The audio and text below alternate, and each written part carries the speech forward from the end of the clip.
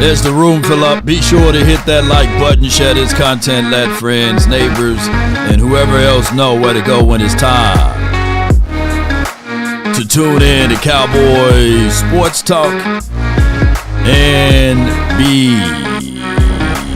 Come on, baby. Let's get it. Mama said there'll be days just like this. Come on, baby. We got news. We got news of Robert Salah is set to interview with the Cowboys.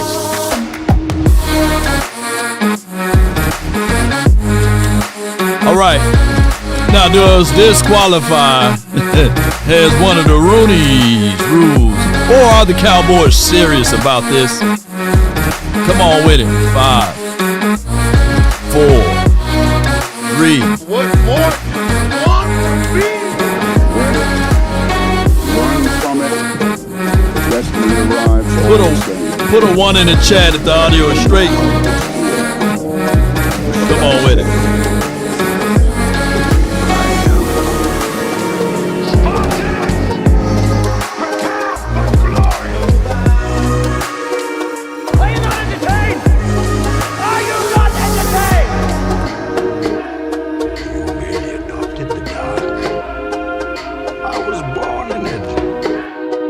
And 1.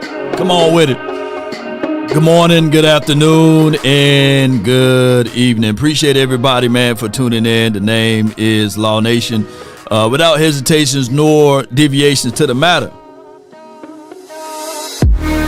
All right. So we did hear noise and news from James Slater that basically when you look at it as far as the contextualizations of Jason Witten, and I'm going to bring that up first because when the Cowboys are fixated on a thing, they will try to go get it, right? So Jason Witten formerly played for the Cowboys, and Jerry Jones and Stephen Jones, got to put Jerry and Stephen together.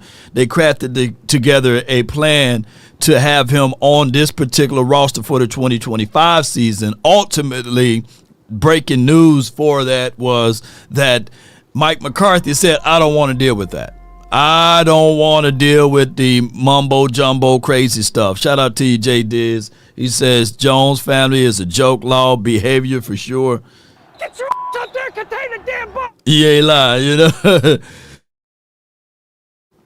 So with all of that being said, today, before we got anything traction going, they reached out to Robert Salah camp.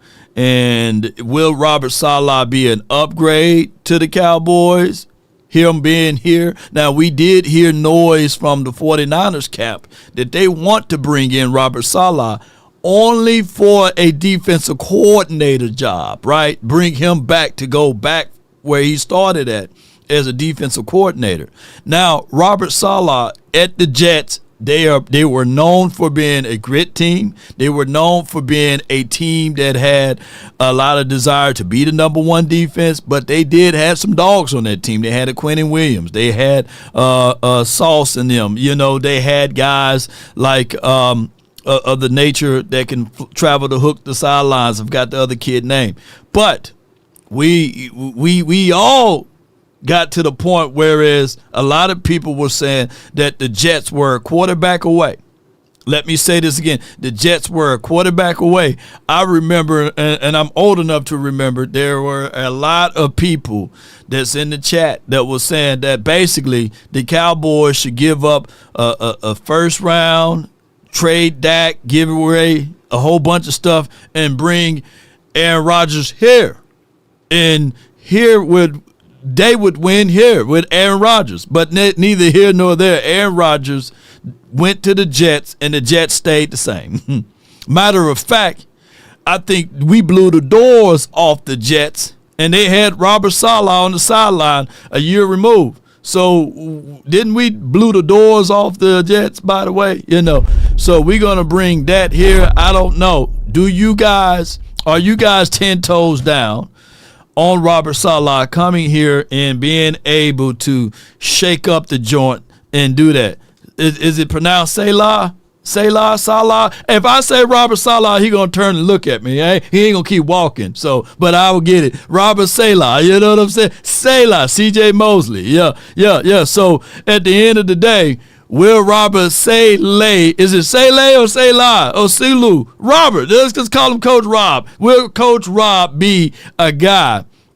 Will Coach Rob be a guy that can be a difference maker for the Dallas Cowboys? And will he change the ways of the Cowboys' undisciplined nature? You know, yeah, how is Salah or Rob is an upgrade over McCarthy, you know? So I can say this hands down that Mike McCarthy, believe it or not, probably be a better coach than Robert at this point, because this could be just them trying to say, hey, I'm here for the Roonies, you know what I'm saying, so we can make sure we solidify that. I'm not putting nothing past the Joneses, by the way. Johnson walked in his office, fired him in 90 seconds, had the security escort him out of the building without giving him a chance to talk to his team, and no explanation. And that's the part that bothers me the most. No explanation. When you fire a coach without explaining to him why you're firing, then I don't think you're justified. You say, hey, we just want to mix things up. We want to spice things up. I want to inject positive energy. This isn't a negative dictator. This isn't a guy that's hard on his players. This is a player's coach, and it's the defensive coach. A defensive coach whose defense is playing pretty well, and they played well during his tenure there. Offensively is where they've struggled. When you're Woody Johnson and you're like, I was an ambassador to the UK, and I'm out here with all my British buddies, and we're watching this game, and I'm embarrassed. I'm going to fire this guy. This feels like a knee-jerk reaction to something that I'm not sure was an issue. You fire your coach in season, you're injecting turmoil into the team. More than the loss did. They're saying, what do you... All right, so that was Richard Sherman's opinion on Robert, and I think that they go back. I think he was on that staff, and Richard was on that staff with the 49ers. So we can say this with Robert, that maybe, just maybe, it could be a situation and scenario that his defense was straight. His offense was just terrible. But you the head coach, right? You know, so the blame goes to you. So at this juncture, you know, I would flat out love for the Cowboys to interview Robert Salah like they doing, or Salah, or Saleh. And no offense to, you know, no offense to the coach of saying his name wrong. You know what I'm saying? Yeah. So, but neither here nor there. There's been times before that the Cowboys will interview a candidate for one job, and then they will circle back around and say, hey, well, we didn't want you as the head coach, but would you consider being a defensive coordinator? Or would you consider being a defensive back coach? Or would you consider being X, Y, and Z? Because I'm quite sure that Joe Witt Jr. interviewed for the Cowboys to solidify the Rooney Rule, all of that other bull junk. But he did interview before Mike McCarthy got the job, right? And he eventually came back to the fold, and they hired him, right, as a defensive back coach. And they went on ahead and hired Mike Nolan as the defensive coordinator, right? So we've seen these type of things happen before. I'm going to tell y'all right now, I'm being 1,000,000%. I would take Robert as the DC right now. I would take Robert, yeah. I would take Robert. And if the Joneses is really about that business, and if they really about that business, let me say this again. If they really about that business money shouldn't be an option. Money shouldn't be an option. Let me give into my Dr. Umar. Money should not be an option. Money should not be an option. Why? Because there's no salary cap as it relates to this coaching situation. Now, if they are about that plan of incentives, then yes, I would say, hey, Rob, hey, I got this contract for you, and if you can get us at the top 5, top 3 defense in the National Football League, I got an extra $3 million for you.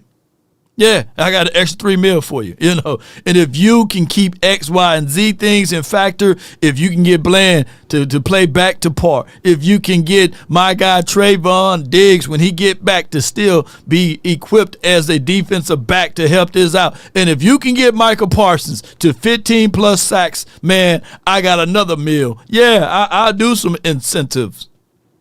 I would do some incentive-based contracts. I'm not mad at all. I love the best contract I've seen the Cowboys ever generate was that Tyron Smith contract on his way out. Oh yeah, that was the best contract. I said, woo, incentive. Oh yeah. They should have threw some incentives on Dak Prescott contract too. You know, hey, everybody gonna get this degrees of incentives. Yeah, Al Harris. This is for my guy. Kill him. Are you related to Al Harris? Yeah. Are you Al Harris? You know. Burner account. But I get it. You know, I would like for Al Harris to have this opportunity as well. But damn it, he got an interview for it. You just can't give it to him because he's been here. Yeah, he had to sit down and interview for it, just like Robert. Yeah, that's what I would do. Yes, don't give nobody these, even Jason Witten. That's why, look, that's why ultimately that I believe that Mike McCarthy left, because he said, man, you finna put Jason Witten on me? You just did that with Kellen Moore. You gonna do this to me again? Yeah, you know, and that's why he ultimately left. I believe, you know, and they probably said, hey, we got a $500,000 raise for you, Mike, and we'll put some incentives in there. And Mike was like, nah, man, I'm already getting paid dog water compared to Peyton and them. I tell you what, I'm gonna just see what Chicago is asking price is, because I'm not finna sit around and be fooled around here and be sullied and denigrated like you guys are doing me, you know. And then you're going to put Jason Witten on me? Law, do you have any truth to that? Well, let me pull up the Mighty Jane Slater interview one more time for those who didn't get a chance to catch my morning video. Here we go. It's Jason. Wow. Hey, Queso in the chat. Hey, shit, Queso. I hope I'm saying your name right. Y'all know I'm from Mississippi, so bear with me. Hey, shit. Oh, wait a minute. I got to laugh at this one. Yeah. Hey, he said that would be a hell of a movie. I guarantee you that movie will bring more fear than Pet Sematary. It will bring more fear than It. It will bring more fear than Candyman. Oh, it will bring more fear than anything. The Return of the Clapper. Oh, my gosh. Oh, my gosh, boy. The Return of... Oh, my gosh, man. Oh, yeah. So she said she don't know what capacity it will be like, but I'm going to tell y'all, it will be in the capacity of maybe an offensive coordinator, maybe a tight end coach, maybe, I just don't know, an advisory. That'll be crazy. Man, your number one goal in life, ladies and gentlemen, is to just find a way to get infused on the staff with Jerry, right? You'll forever have a job. He always double back. He brought Dave Campo back. Look, if you ever wore silver and blue, man, you will forever have a job, man. Jason Garrett is making $6 million. He's making about $1.5 million more than what we're seeing out of Mike McCarthy, and he's coaching the team, or was coaching the team. On top of that, who remember they brought Herschel Walker back, right? I was like, Emmett and Herschel is in the backfield at the same time. That's crazy. Yeah. So it is what it is. So if you somehow, some shape, form, or fashion, like I said, they brought Mike Zim back, right? So they'll bring you back, bring it back. They brought Jason Garrett back from a player to a coach. So whatever you think of, just follow the trends. you will have a stronger chance to get back with the silver and blue. Who's old enough to remember that they brought back a car? It was a used car. Yeah, Brandon Carr, they brought him back. Come on, let me know if I'm lying. Yes, indeed. So if you forever or even thought about playing for the Cowboys, you will forever be still them boys. Ain't it right?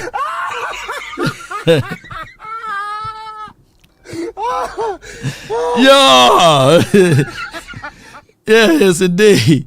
And they too scared to bring Troy Aikman back because Troy Aikman don't hold back. You know what I'm saying? So if Troy Aikman held back, then he'll be back. But Troy Aikman, he calls him out, you know. So let's go back to my guy, Troy Aikman, you know. Let's go to my guy. Come on with it.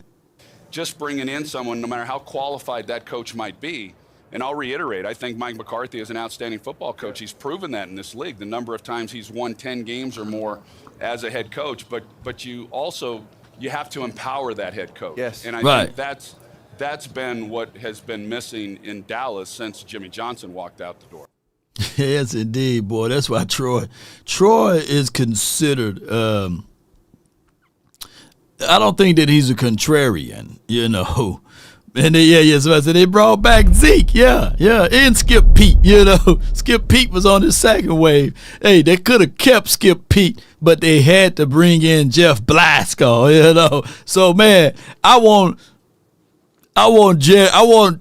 friends like Jerry to be loyal to the soil, you know, be loyal to me, you know. That's all I'm gonna say. Yeah, Wade Wilson, hell no, yeah. Since firing Mike McCarthy, I'm already saving on food costs. All right, I see you, Jerry. Appreciate you. Yeah, thank you so much. Bring back Fowler. You know, I think that could be a tangible thing. I think that could be very much so a tangible thing. As we look through all of this, I just want to tell you guys that the Cowboys, this is what we do, and this is how we always going to do it. What do you think? Are Deion and the Cowboys a good match? I think it is a good fit, Boogie. And for the sake of moving this forward and not being super repetitive about what Jerry is and his staple in the building, I kind of want to talk about the coach and what he would have to do when he got to. Oh, I got a good MEM10. That's a brilliant idea. Bring Robert in so you can block the 49ers. Because you would rather have them on your side. I agree. The 49ers scrambling and scraping for defense right now. And if you can block them, then you do that and say, hey, well, y'all can have Al Harris, you know, or whoever else on our staff. But at the end of the day, it is what it is. Come on. To Dallas, the two things that I've seen from Prime, and a year ago, y'all, I wouldn't have been a proponent of Deion Sanders being the head coach of the Dallas Cowboys. But you've looked over time from Jackson State, he built a high school here in Dallas all the way to Colorado. And not only is Prime and his cachet a part of this conversation, but I think we got to get to the foundational part of why I think this is a good fit, because he understands how to build a team, he understands how to relate, and he understands how to get guys to play for him and also delegate responsibility. The staff that he put together at Colorado was pretty solid. A lot of guys wouldn't have took that job if obviously Deion Sanders wasn't the head coach of that university. But there is a part of this when you start talking about Deion being the head coach of the Dallas Cowboys of a new infusion of juice. And I like what Graz ended with. It's completely different than the conventional hires that he's made the previous 3 times. New juice, baby. I know we all primed out, you know, but we going to talk about this prime, you know, for your mind. And that's just what we're going to do. We're going to talk about the prime, you know. So if you want prime in here, give me my theme music. Put prime in the chat. If you don't want them, I get it. You know, put no prime or NP. Yeah. So you have to spell it all the way out. You said new juice. He said something new. Now, Robert Salah will be something new as well, right? Somebody that's not a retread, that's been here, right? And I get that. I get all of that. But when you think of prime, and if it's a choice between Prime and Saleh or Salah, Robert, you know, if you think of it as it that way, you know, give me that. But how can you sell Robert to us? The only way, you know, I see a lot of primes. Oh, buddy. Give me my theme music. Oh, snap. Come on with it. Hey. At least we'll be dancing, you know. Yeah, at least we'll be dancing. We'll be dancing. We will be dancing. Come on. We be dancing. Optimus Prime. But I would say this though. How Chris Reed says Robert is a real coach. So let me contextualize this. Y'all get mad when we lose 5 games. Robert, you know, Saleh or Salah or Saleh record as a head coach is 20-36. That's a .357. You know, that's below 500. He was fired by the Jets on October the 8th when the team started at 2-3. Now, being with the record of 20-36, how can you sell that to the Cowboys as his record is 20-36? He had Aaron Rodgers. You know, he had a rookie, Zach Wilson, that a third of you guys were saying that we should tank for Zach Wilson. I remember y'all. Y'all want to call y'all out. Y'all said tank for Zach Wilson, you know. So we can't use, hey, he had no quarterback. You know, at the end of the day, his record is his record. Let the record speak for itself. It's 20-36. You know, he's been there for those length of years. He should be at least above. He should be at least above 500, you know. Yeah. Law, he had a 17-year-old GM. Yeah, but when I look at his record, it's 20-36. Matter of fact, we put 40 on the Jets. You know, if the role was reversed, it would have been crazy. Did we put 40 points on the Jets? You know, yeah. Law just use Madden ratings, not the trade. I feel you. No QB. But there were a lot of people saying, let's take for Zach Wilson. Dak Prescott is trash, you know. And then on top of that, didn't he have Sam Darnold over there? Was Sam Darnold a Jet when he was a Jet at coaching there? Can somebody help me out? And I just seen Sam Darnold go 14-3. So let me know. Come on. Yo, Sauce Gardner Reed was balling. Yeah, he should be able to find ways to get him. He had Freddie Kitchen. You are what your record are. I'm just saying, how long would that last if he was here? I would love Robert as the defensive coordinator, by the way, but I wouldn't love him. I wouldn't love him as the head coach. Belichick got fired too. So are you saying that Robert and Belichick, both Bills, I guess Robert is short for Bill or Bill is short for Robert, one of those things. I guess we can talk about that. You know, Coach Prime or bust. I saw Sam Darnold get slaughtered. Yeah, it's that damn Sam Darnold. He cost us a lot of money over here. Johnson walked in his office, fired him. Okay. 13 plays, 91 yards, all of last season. Twice drives. That, I think what it is the curse of Aaron Rodgers. That's what it is. I don't think the Jets should have fired Robert Saleh. Okay, go ahead. So I have been saying for some time now that this New York Jets season was not going to go according to plan. No one wanted to listen to me. Joy's crazy. Joy's a hater. It's just because she's a Dolphins fan. I am a Dolphins fan, and our season is also not going according to plan. But who agree with Joy? Yeah, jeez. Who agree with Joy Taylor? Damn! Yeah. let's focus on the New York Jets. So they fired their head coach, Robert Saleh, today. Now, I've been saying for some time, I'm not completely sold on. Okay. Are you worried about your job security? And if not, why is that the case? No, I'm not. Robert, are you simply outmanned right now on the offensive side of the ball? We're young on that side. You've changed quarterback. You've put the young guys in. You've taken some vets out. Offense still isn't really working. I mean, are you almost at a loss for how to turn this around?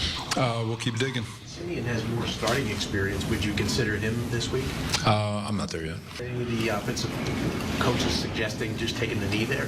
No. Given the lack of production on offense, why are you not considering changing play callers?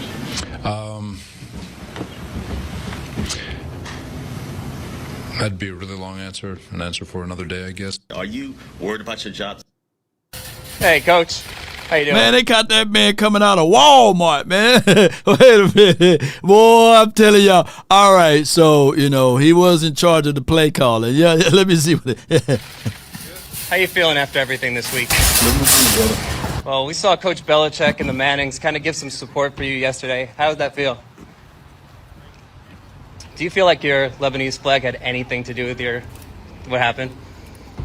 Damn, he threw Lebanese. Okay, so Lebanese law over here. All right, so woo!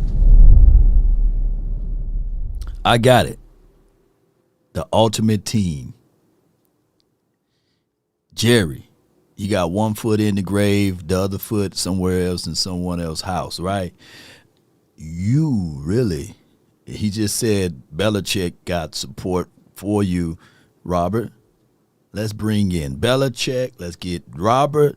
Let's go get the ultimate team, baby. We bring in Belichick just to be an enforcer on the cultural part as it relates to, disciplinary. We bring in Robert Salah or Robert, as the defensive coordinator. Come on, baby. Hey, we can do something here. And then we just need to find us an offensive guru guy. Don't say Kellen Moore, y'all. Please don't say Kellen Moore. Jeez. Oh, come on with it. Watching the replay on the big board, so is Salah, who is infuriated. Hey, Okay. Coach. How you doing? Let's see this How you again. feeling after everything this week? Well, we saw Coach Belichick and the Mannings kind of give some support for you yesterday. How did that feel? Do you feel like your Lebanese flag had anything to do with what happened? Can we see you on a sideline soon? All right, I like that. Have a good one, Coach. Watching the replay on the big board, so is Salah, who is infuriated. We've seen a lot of contact downfield tonight. Snap. The flag was thrown. He is insane. I'll take that. I'll take that for 100. I'll take that. I will absolutely take that. Come on. I'm sure it goes back to that call that happened earlier. Unsportsmanlike conduct on the New York Jets head coach. It's half the distance to the goal line. We're going to wind the clock, and the game's going to... I'll take that. I'll take that. Hey, bro, come on now, dog. Yeah, I'll take that. You know what I'm saying? Come on. Yeah. Give us some type of attitude on the sideline. I will flat out take that, ladies and gentlemen. You know what must be a generational feeling? Getting fired as an NFL head coach and then watching said team that fired you not only lose, but embarrass themselves on national television. Because that was Robert Saleh's night tonight. To catch you up, Robert Saleh was fired by the Jets last week. Was it shocking? No. The timing was a bit surprising, but he was let go, and tonight was the first game for the Jets without him. And the Jets did what the Jets do. They not only lost, but they lost in absolutely gut-wrenching fashion. All right, so Glenn Caper says, what are your thoughts on Greg Romans, the Chargers offensive coordinator? He runs schemes good wherever he goes, and he won't outshine Jerry.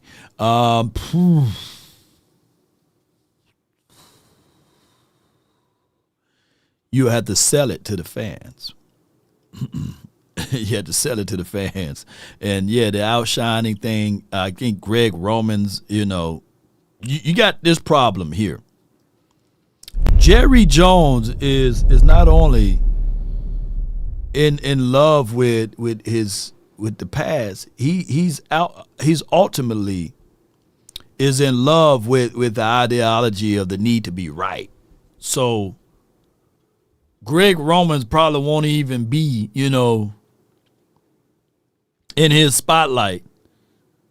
It won't be in his spotlight or his direction because he's only focused in on his offspring, like the Jason Wittens of the world, the Kellen Moores of the world. So he's focused in on his people. He ain't coming for somebody else on the outside. Now I could be wrong, but he ain't gonna be doing that. If Jerry interviews Salah, Robert, for the DC job, he might say yes. Yeah. And if I'm Robert, I'm sitting here like, hey, man, give us 3 years. Give us 3 solid years. You got a generational talent in Michael Parsons, right? We got Marshawn Nealon that's been showing us some good tape out here. Hey, to a degree, we got Bland, and we're going to bring back Jay Lewis so you can work around with him.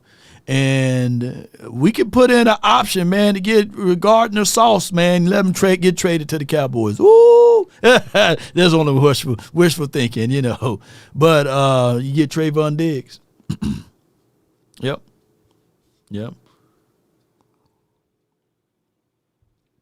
I wouldn't mind it in that fashion. Back a shot at RJ on 105.3, the fan segment here brought to you by Cars. Back a shot at RJ on 105.3 in a car. Bob, do it. Just do it. Come on. He's not here. Peyton loves when I do that, when I get myself in trouble. Sean Treef, it's for the listener. It's for the Tolo. For the Tolo. Sean Treef, RJ Choppy, Bobby Butt back tomorrow.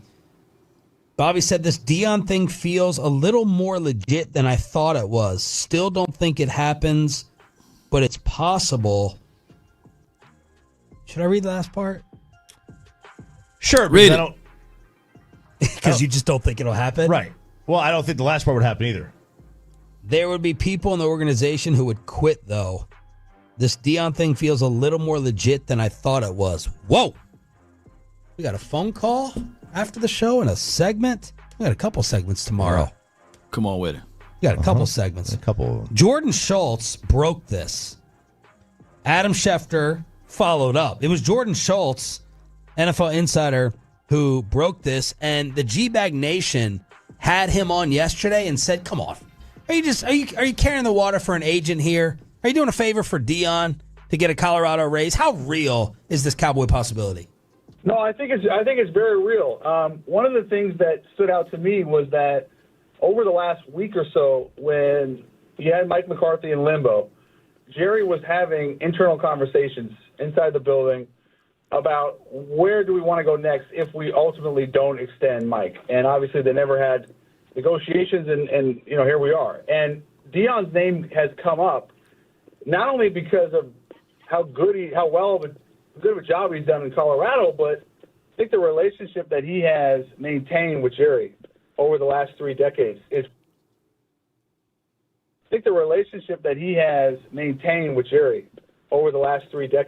pretty significant. And to that point, Deion has said publicly that he does not want to make the jump to the pros, that he's happy at college, and that's what best suits him. But when Jerry Jones calls, when it's the Cowboys, when it's the gravitas of an organization that very few, if any, else have, it was just a call that he had to take. And I think it's been made very clear to me that Deion is going to be one of the top candidates. Now, there will be other candidates. There will be other interviews.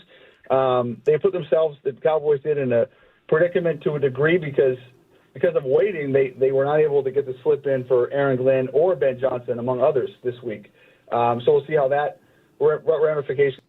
My thing is with the Aaron Glenn and the Ben Johnson, if they value them enough and if they value the Cowboys enough, then they'll make time. People do what they want to do. People make time for what they want to do. 60 degrees at a football game, perfect weather.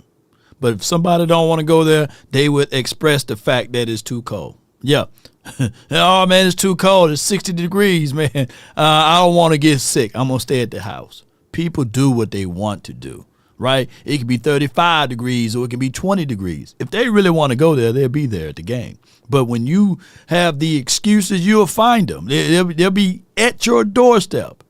And what I'm trying to lament to all of you all is that Jerry Jones, ultimately, if he wants to win the Super Bowl, I'm quite sure he can put people in places so that they can win, so that the Cowboys, look, if I'm a billionaire, right, with the B, I will have all of the higher staff. I will make sure that everything is right into locksteps with this particular team. I won't be cutting corners. We have the best of the best. May everybody be in a hyperbaric chamber. You know, my team will be the fittest team in the National Football League. That place, but this is very real. And should Deion want to continue pursuing, or should Deion have the interest, I would say he's one of the top guys. Deion is the favorite at Bet Online at plus 150. Would you like to respond to Bobby's text? Here's someone who says why it would work, or someone who says why it would not work. Well, I mean, Bobby said, I mean, yeah, sure. Like, I think it, they wouldn't have reached out, I don't think, if there wasn't some interest. There has to be. I don't know that this is just for PR. Who knows? I think it could very well be just for PR. I think we want to think that it's just for PR. I don't want to think it's just for PR. I want to think it's an actual real football thought and move. Yeah, I don't think like Jerry's first thought when he's doing this is like Jerry has given no indication prior to this in interviews on the station. Someone reset it yesterday. I got to remember who it was. They're like, yeah, it was John Machota was on with Rich Eisen, and he's like, when Jerry Jones talks about this, he talks about Deion's real key in college being recruiting, and how you're not recruiting in the National Football League like that. Although, let's follow up with it. Jordan Schultz was asked, because Jordan is in the league circles, could Deion attract free agents if he was the coach here? Yeah, I think it's possible. I think the relationship. Deion attract free agents if he was the coach here. Yeah, I think it's possible. Deion has a way of communicating. I don't know if how many of your listeners have watched Coach Prime on Amazon, but I would implore him to check it out, even just for a few minutes, because he has a very specific way of getting his message across. And I use that word authentic. I don't want to overuse it, but I think it's very telling for him. And because of that, I think guys will relate. I really do. And does that mean he'll attract free agents from other places? I wish I could tell you yes. I don't know, but I would assume it would help. And it would definitely help, man. It's a no-brainer that part would help. That's stupid. When are y'all gonna get ready? When are y'all gonna move the dirt ball? They been playing their butts off, and y'all playing like. What is wrong with y'all, man? When are you gonna take it on yourself and do something with it? That is coaching right there. Let me get the what we talking about. I would love to see Bucket. Love to see little Bucket running his company in the locker room. I used to put him in garbage cans when he was a little kid, playing with him. And now to have him back in that locker room, Bucket, come on home and bring your dad with you. Come on home, Bucket, and bring your dad. So he's trying to lobby for a boy to get here too. So with that being said, shout out to J Tuck, Chiefs Kingdom. What's up? I'm a hard worker. I'm scouted for some of the best draft talent I can afford. My own tickets, don't have to rob the bank and shit. And football fans love me. Okay, so he got an official.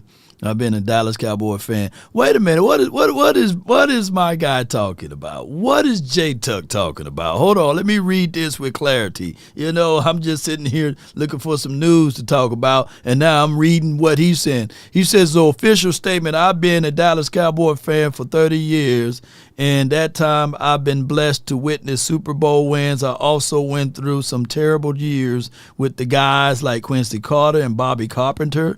I faithfully support this team despite clearly being cursed by Jimmy Johnson's departure. And never once did I waver. I also know I am not the only one. Despite all of this, the shortcoming and the ineptitude of the front office, namely Stephen Jones, in recent years has caused me to question my commitment to winning. Between terrible coaches, hires, and lack of aggressiveness in free agency, I am willingly disrespecting its current players by offering below market contract, which consequently forces them to be interested in other team and affect their bottom line. Furthermore, the disgusting accusation of sexual misconduct has been swept under the rug because it's not set well with me and a human being. Wow. It's with great sadness that I am announcing I would no longer be a Dallas Cowboys fan. I would take my talents to Los Angeles as a Chief fan. Thank you. And memories, I look forward to next chapter of my life, Chief Kingdom. Well, wait a minute now, Tuck. I could never. Wait a minute. I know he's bullsugaring, right? Come on. Los Angeles in the form original post. Yeah, so West Coast Chief fan. Oh, wow. Okay. I don't know, man. I know it's jokes, but goddamn, man, I would never put that out there. Shout out to Jay Tuck, man, and all of his endeavors, man. Jeez. Oh my gosh, man. Y'all reach out to Jay Tuck, man. Hope all is well with my brother over there. Yeah, so I know that it'd probably be him joking around, but that is Riggs. Y'all have me using my hooked on phonic eyes to read that. You know, God, dog. Shout out to you, John. Yeah, that's not real. Yeah, but dog, I wouldn't have reshared that one. I'm going to the grave with the silver and blue. Yes, indeed. You better put a tombstone of a star somewhere near it. If not, I'm climbing out of the grave and I'm hunting. I'm hunting everybody who put me in the grave, you know what I'm saying? But didn't put that star over the tombstone. Yeah, come on with it. Yes, indeed. But neither here nor there. Cowboy Nation, we are approaching this right here, our segment with the Underdog. Be sure, wrong button. But y'all be sure to check out Underdog. I would tell you get up to $1,000 in bonus cash when you download Underdog and use promo code LAW, 50% deposit match. And on top of that, with that being said, they got Jahmyr Gibbs of 112.5 or higher. And who the Lions play this weekend? Yeah, I think the Lions play the Washington team, right? Do they play the Washington team or do they play the Eagles? You know, who they going to play this weekend? Lau Kruger. Yeah, every time you go to sleep, be a picture with a guy in all black with a beard that's going to hunt you until you put that star on my tombstone. Yeah, that'll be the secrets. So I got him going for more than 84 yards. I got him going for more than 84 yards in this. So the Washington team, far as stopping the run, they're not that great at that. And I'm thinking that Ben Johnson will be in his bag, and we can finally pull out those couches, right? So that we can have Washington to have a seat at the table or a seat on the couch with us. Come on with it. Come on with it, Cowboy Nation. So with that being said, passing, Pat Mahomes versus the Texans. You may want to go with Lord in 276, but it's a playoff game, and I'm not going against Pat Money Mahomes. I'm not. And Derrick Henry, I think that they're going to run the ball on the Bills. I think that would be the strategy there. I'm going to go with higher than that. He's going to have 100 yards in that. Yeah, I'm accepting that one. Come on. I'm going to accept that. I think he's going to go higher. We gonna flex me, baby. We flexing it. We flexing these right here. And let's see if we can get this to be in there. And we're gonna share this with all of you all, you good people that's watching. Appreciate y'all so much. Replace Hooker and Wilson for the next season. Yeah. Yes, indeed.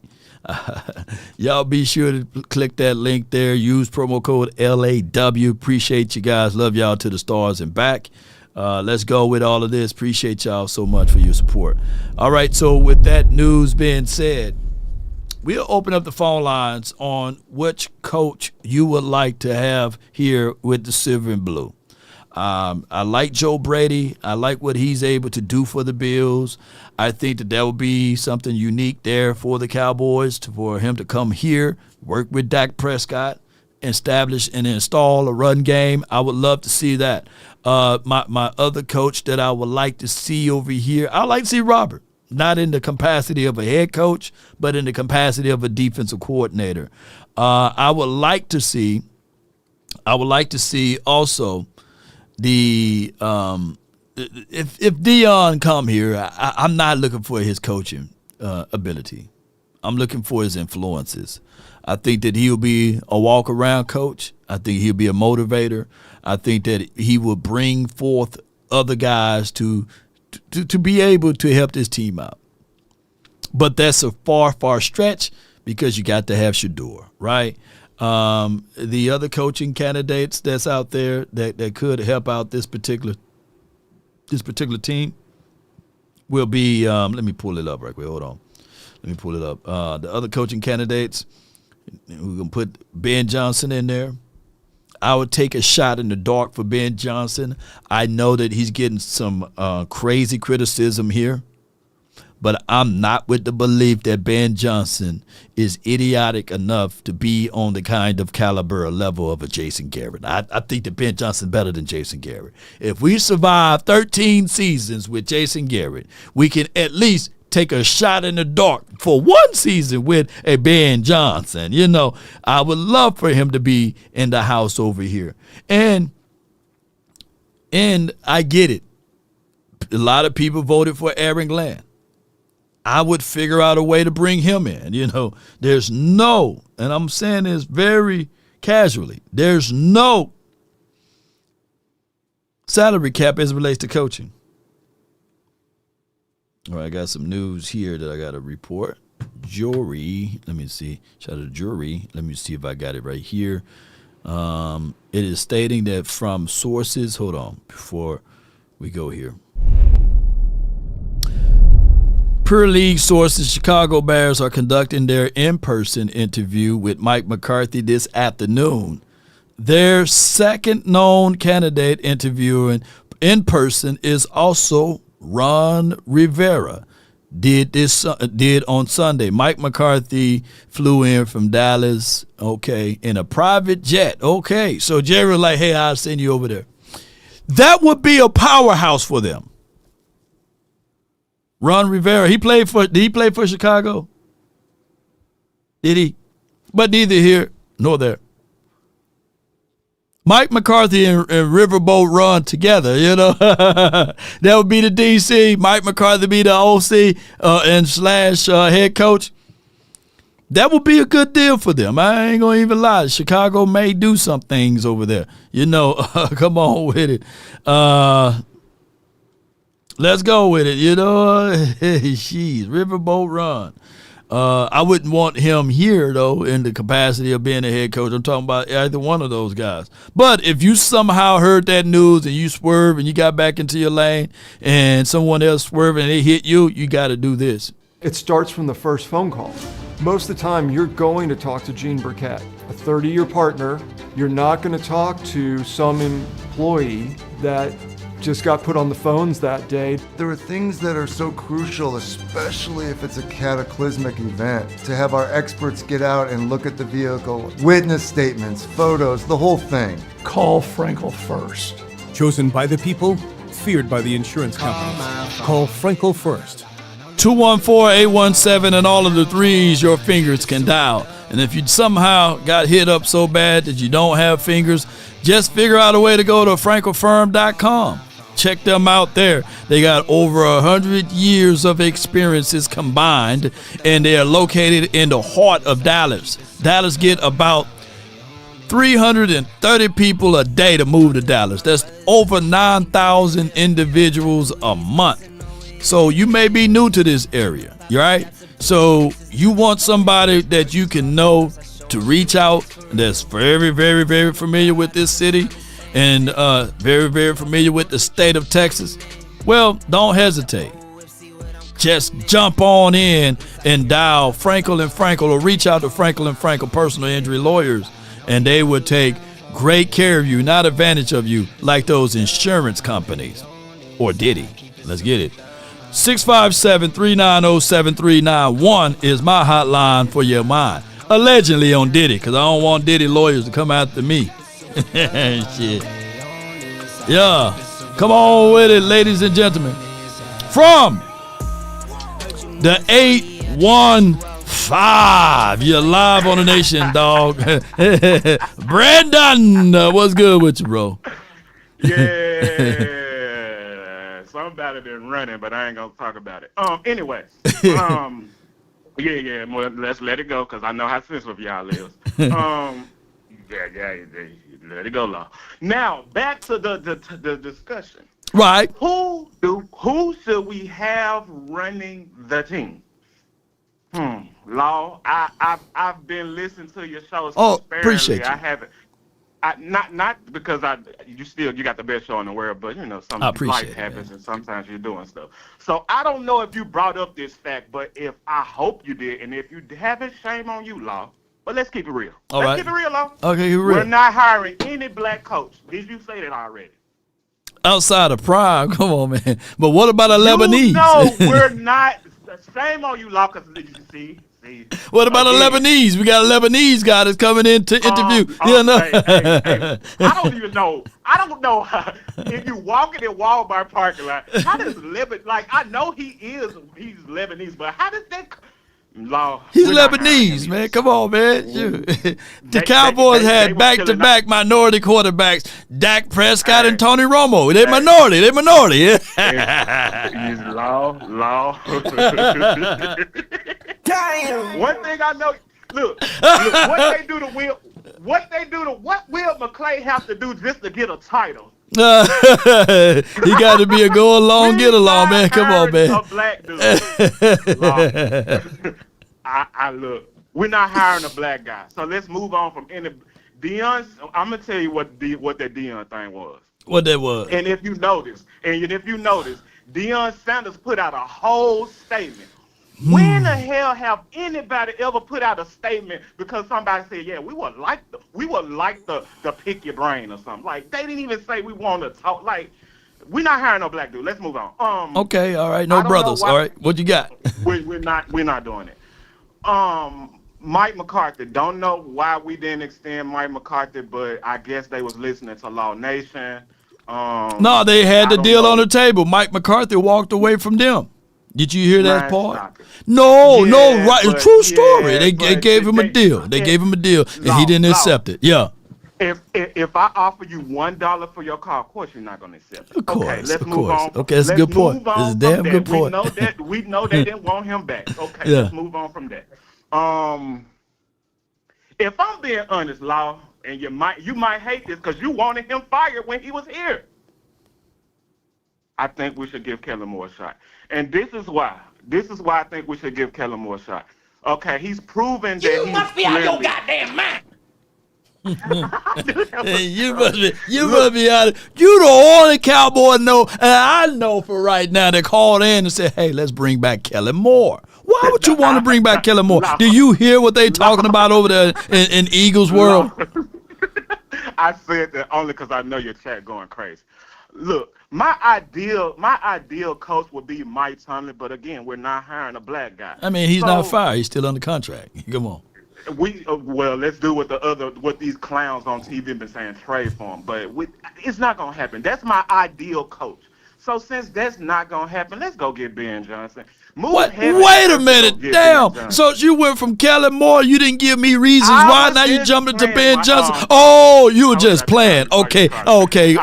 So in short, why do you want Ben Johnson? Why would you want Ben Johnson here with the silver and blue? Come on, break it down. I'm glad you asked that question. Law, we need somebody to help out with our quarterback. We also need somebody. Hey, we don't know this, but maybe Ben Johnson is the leader that we've been needing in this locker room. Maybe Ben Johnson is the person when he sees nervous people in a playoff game, he can say something to unnerve them. On the defensive side, I wouldn't be opposed to Robert Saleh or maybe Rex Ryan or somebody. And also, I don't want any more talk of like you, because you doing this underhanded. You slick trying to tear down Trayvon Diggs, and I'm not having that. Who, me? So let's. Yes, you are. Why? Because you said let's bring someone who can. We got a generational talent and Michael Parsons. You said a lot of names, and then you was like, let's trade Diggs for Sauce Gardner. No. I can say you can always now. Okay. You can always trade for Sauce Gardner. I didn't say trade Diggs for Sauce, but I can tell you, I wouldn't be. I don't think anybody in this chat would be saying like, "Nah, I don't need no Sauce over here." You know, I didn't say we didn't need Sauce, but I don't want no slander of Trayvon. Well, we won't see. I don't want to see Trayvon until 2026. You know what I'm saying? Because I don't believe that he's going to be able. Yeah, I didn't stutter. I don't want to see him to 2026. I don't. Don't you know he had bone-to-bone knees, man? And he just came off of an ACL. They rushed him back. Hey, if you really want the best value out of Trayvon Diggs, you will have to allow this kid to heal properly, you know. But rushing him out there for namesake and be good, you know. What about after, like, game 10, 11, 12, something like that? I don't know about. Because assuming we get the almost MVP back, we should be in playoff contention, right? But well, either this is how the Cowboys roll. You know what I'm saying? Before I let you go, if it's around that week, either we're going to be terribly bad or we're going to be good. You know what I'm saying? It ain't going to be in between. So at that point, I would say this. I wouldn't want to mess up the continuity in the report because I'm going to say whoever that other DB is, he's balling. I don't want to throw in Trayvon Diggs is going to throw it off, you know. I agree with that, Law. But I'm going to say this in closing before I go. Regardless of who we bring in the head coach, all you Dak lovers, and Allah, I love you, but including you, will find a way to blame the coach. This gonna be our. I knew this was coming. So when we hire this coach, it's gonna be our third. We're gonna fire him, and y'all gonna want him the 10th offensive coordinator. Man, 2-5 Dak, you the problem. Find a new quarterback. Come on with it. Bring back Kelly. Come on. All right. Get rid of Dak. Bring back Kelly. Appreciate you, Sidney Jones. We don't need no maybes. We need a for sure lead. Yeah, or leader. Yeah, no maybes, man. And there's no shade upon Trayvon Diggs. I like Trayvon. You know, I love Mama Diggs. I love Brother Diggs. I love all of the Diggs. You know what I'm saying? What's the dude named? Tay Diggs. I love them all, man. Love them all, Diggs. You know, but at the end of the day, I don't want to see him until 2026. I got in the mix from the 774. J May, you're live on the Nation, brought to you by FranklinFirm.com. Talk to me. Hey, Law, how's it going today, my brother? Hey, doing great, going well over here. Good, man. Good to hear that. Law, I gotta be honest. I gotta be a hard pass on Robert Saleh, man. I was just looking at some of his numbers, and although their offense wasn't that great anyways, but it's more the same problems. They were 22nd in the league in rushing. They were 25th in the league in offense. And they ranked in the top 5 in penalties. That's exactly the problems that we're having. So it's just going to be some of the same old stuff. Yeah, Salah will be a great addition for the defense if you can bring him in for that, right? But 100%. Even to a degree, if you have Zim versus Salah, you go with the youth, of course. But if you're looking at continuity and rapport, and if you're looking at comfort with the Joneses, they may go with somebody that they're familiar with versus going on the edge. Facts. I'm looking at your views. I know you got a ton, so I'll just ask you your opinion on this, and then I'll hang up and I'll listen to what you got to say. Do you see Jerry making any calls to the college factor, like the college type coach, like maybe Steve Sarkisian in Texas, or I know he wasn't in college for a little while, but maybe a Cliff Kingsbury, any of that type, and like I said, I'll let you take the rest of your calls, my brother. No doubt, man. That's my guy Jamie, man, from the 774. Here's my thoughts on it. We got to rush. We got to rush now with these interviews, but we also got to take our time. We are a week behind from others like Chicago. They got a leg up on us. Jacksonville, Saints, they got a leg up on us, and some of those other teams that already got in line of who they're going to bring in. The number one problem is that Jerry, in order to make money, in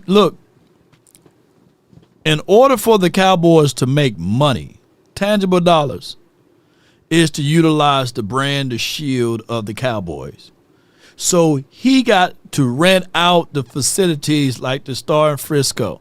Those are rentable venues for entertainment. He got to rent out the damn facility that's in Arlington. That's how he makes his coins. Whereas when you look up the list of other billionaires and other people that run their organization, they don't lean on the NFL money. They got money coming elsewhere. Now, granted, Jerry Jones make more money than we can count over here. But what I'm saying is, collectively speaking, is that Jerry, that's how he makes his coins here in Dallas, by entertainment, bringing in RuPaul versus Mike Tyson. They make their money that way. And if you look at everyone else, granted, they already make their money. They probably have the better staffing. They probably already have the best cooks. They probably already have all of the better things.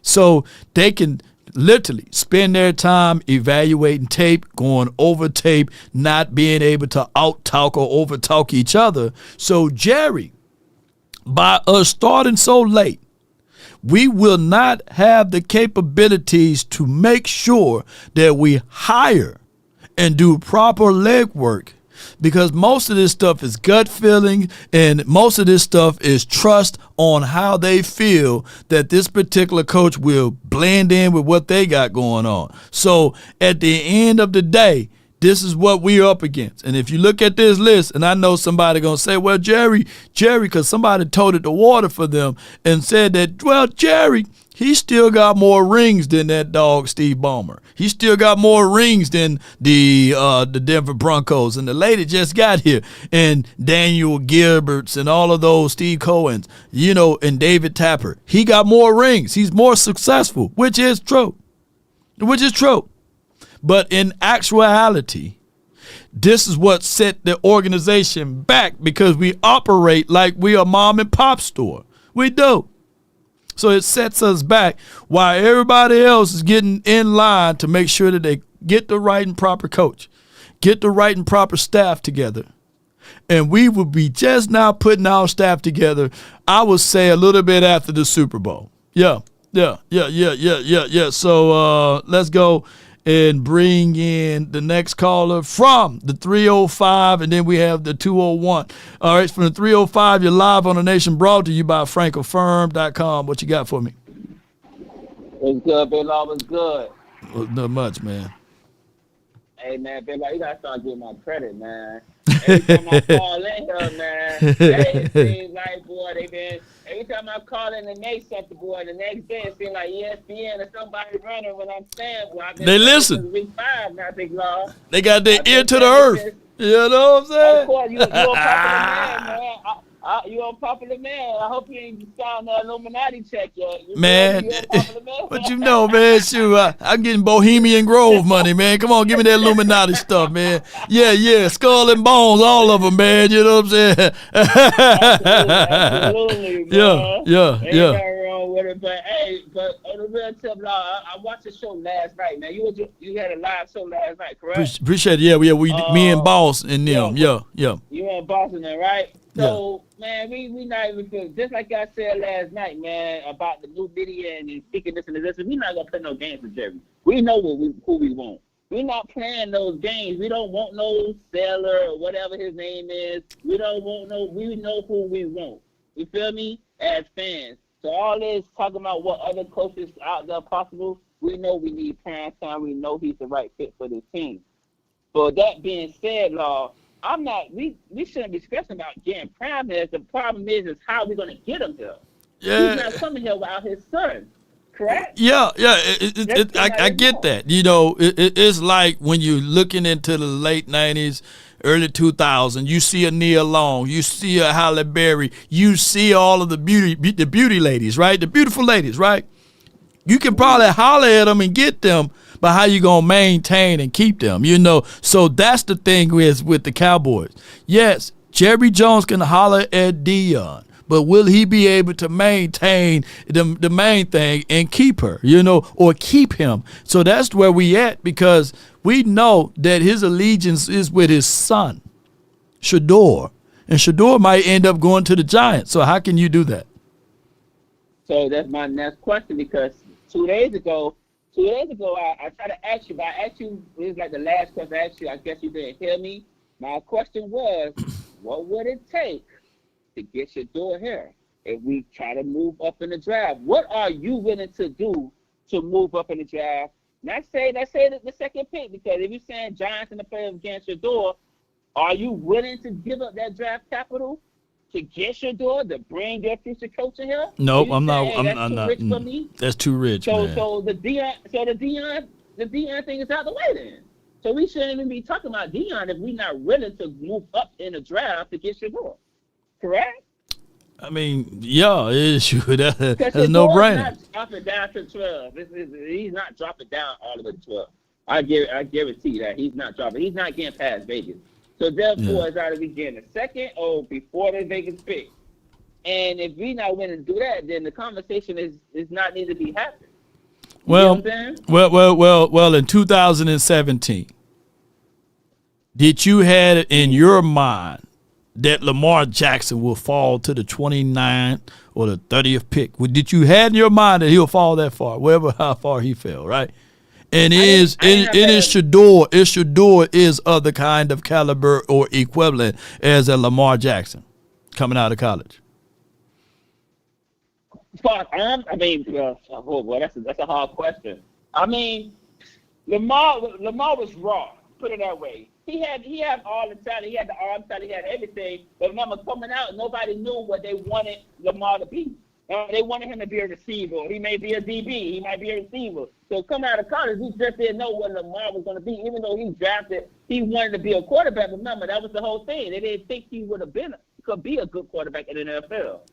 So you can't really make that comparison, because they come in with two different lanes. You get what I'm saying? They come in the NFL with two different lanes. Shador is already a prominent quarterback. You get what I'm saying? We already see what Shador could do at this moment. So all we wanted him to do is grow. That's why I said there's a great chance of him coming here and sitting behind that, because you give him a chance to grow. You give him those 2 chances to grow. You get what I'm saying? Them 2 years to grow behind that.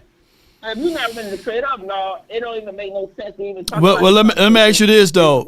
Coming out of college, I can't use Pat Mahomes because he fell to the 12th spot, right? The 13th spot, right? Pat Mahomes fell to the 12th and the 13th spot, and I get it. You know, Pat Mahomes is damn near God-like now, demigod. Put demigod in him, but you know, I don't know, man. I'm not trying to say that Shador shouldn't be the number 1 draft pick in the 2025 draft selections, or he shouldn't be a top 10. But I've seen crazier things, and I get it. You know, for every Josh Allen, there's a Josh Rosen. Yeah. But go ahead and close it. Yeah. We seen Aaron Rodgers drop it. It could be a possibility, but I'm just saying, if we really in play with Deion, if we really in play, we really want this guy, or if Jerry really wants this guy to come in, he say, hey, I'm not coming unless my son That right now, they not even thinking about it. So they think about, well, Deion's going to be our coach. How can we get his son? I think that's what's on the table right now because they semi-tank. They didn't even know how to tank right. They didn't know how to tank right, man. man. Tank right. Yeah. You know what I'm saying? So with that in terms of before I leave, lost, I really got callers. Remember we were talking 2 days ago, and I told you about the coaching thing, right? I told you about everybody coming in here, and the reason why Mike left is not only because of the money, it's because of the control of what Jerry has as far as the control of play calling. Did you look at the James Slater interview that he had like 2 days ago? Yeah. And she piggybacked off the same thing I said, correct? She did. She said the exact same thing. Verbatim, you know. Yeah, verbatim, right? So that's what I'm trying to tell everybody, for the fans and for everybody in the chat, is like, man, it don't matter who we bring in here, man. The only reason why I think the jig is up right now around the league, coaches-wise, because they now know that going in there, you have no control. You don't have control over what you're going to script your play, the first 10 plays. You get what I'm saying? So who's going to come in there and do that? No coaches, no new coaches, unless they just some lame duck and they just want the fame will come with the Dallas Cowboys. No coach with a great mind or a strong mind is going to come in here and do this job. That's why Troy said what he said in his interview. Nobody wants this job how people think people want this job. Nobody wants that. Nobody wants to deal with Jerry right now because the jig is up. They know what he does. Right. And I think it's not a blackball thing with Jerry, but I just think everybody say, you know what? That's your circus. You deal with it. No doubt, man. Thank you for having my call, man. Thank you. I wish you the best, man. Happy New Year. Yeah, Happy New Year to you again, man. Thank Appreciate you, man. Thank you, man, from the 305. Yeah. For context, let me play all of it properly. For those who don't know what autonomy is full control. The ability to say, hey, you out the building, you know. But it hit me this way too, though. It hit me this way.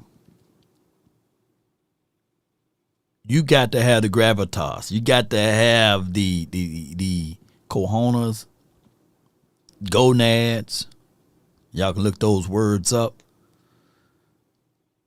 To be able to look at another alpha male and say, hey, these are the things I want. You got to at least declare them, you know. Now, I know when I bring my guy 100 grand on, he's going to combat that, and I get all of that. My guy Sidney says, Law, how much would you offer Prime to coach? We start the negotiation at 5. I think $6 million is to buy him out, so I'm already behind the 8 ball, right? And then from there, I work my way up with incentives, and I say, hey, I will make some concessions. I'll give you some control, but not all, right? But influences goes both ways, right? Influences goes both ways. And I don't believe in the hearts of hearts that Mike McCarthy had a lot of influences. I don't believe in the hearts of hearts that even Jason Garrett had a lot of influences, capability, power, because both of those boys got a job that they were not willing to think in their mind that they are capable of doing. What you mean, Law? Well, Mike McCarthy took a job that he's been out of football. He haven't called a play since 2018 when he got here.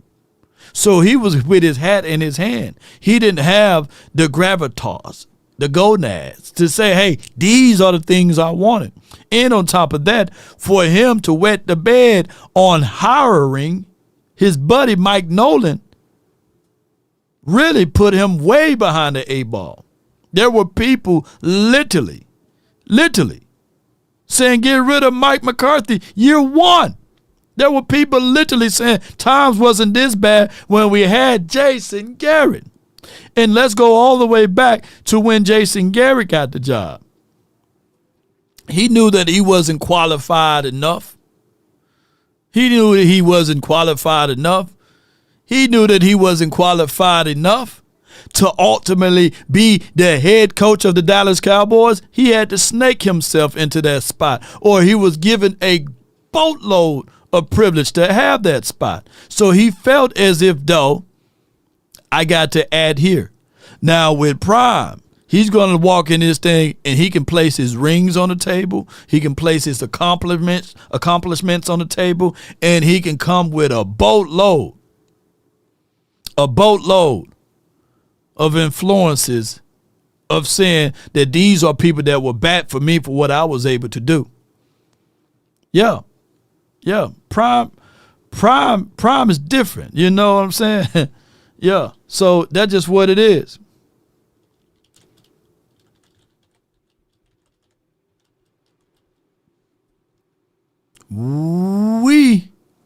Yeah. So Jerry's not, and that's because of the money. That's because of the money. But let me just pull this up right quick. I don't know if you know this. You let me play this right quick. made the broadcast on CBS on the big one. Yeah, give a listen. He's really good out there at the corner off coverage, but in tackling, not his thing. No, and he makes Deion Sanders look good at tackling sometimes. I tried my best to take the high road, but I don't know the address to the high road. Tony, what's going on, man? I got a gold jacket that I didn't buy. Yeah. You know, hey, he go at anyone. You know, it's if there was anybody else, if there was somebody calling out Mike McCarthy, he wouldn't respond. If there was somebody calling out, I guess you can say Jason Garrett, he won't respond. But Deion, Primetime Sanders, if somebody calling out the boys, if somebody's calling out the Dallas Cowboys and his coaching priors, he's going to respond. Yeah, he said, I got a gold jacket I didn't buy. I can't play the rest of it because of the background music, but you guys get what I'm saying. Yeah.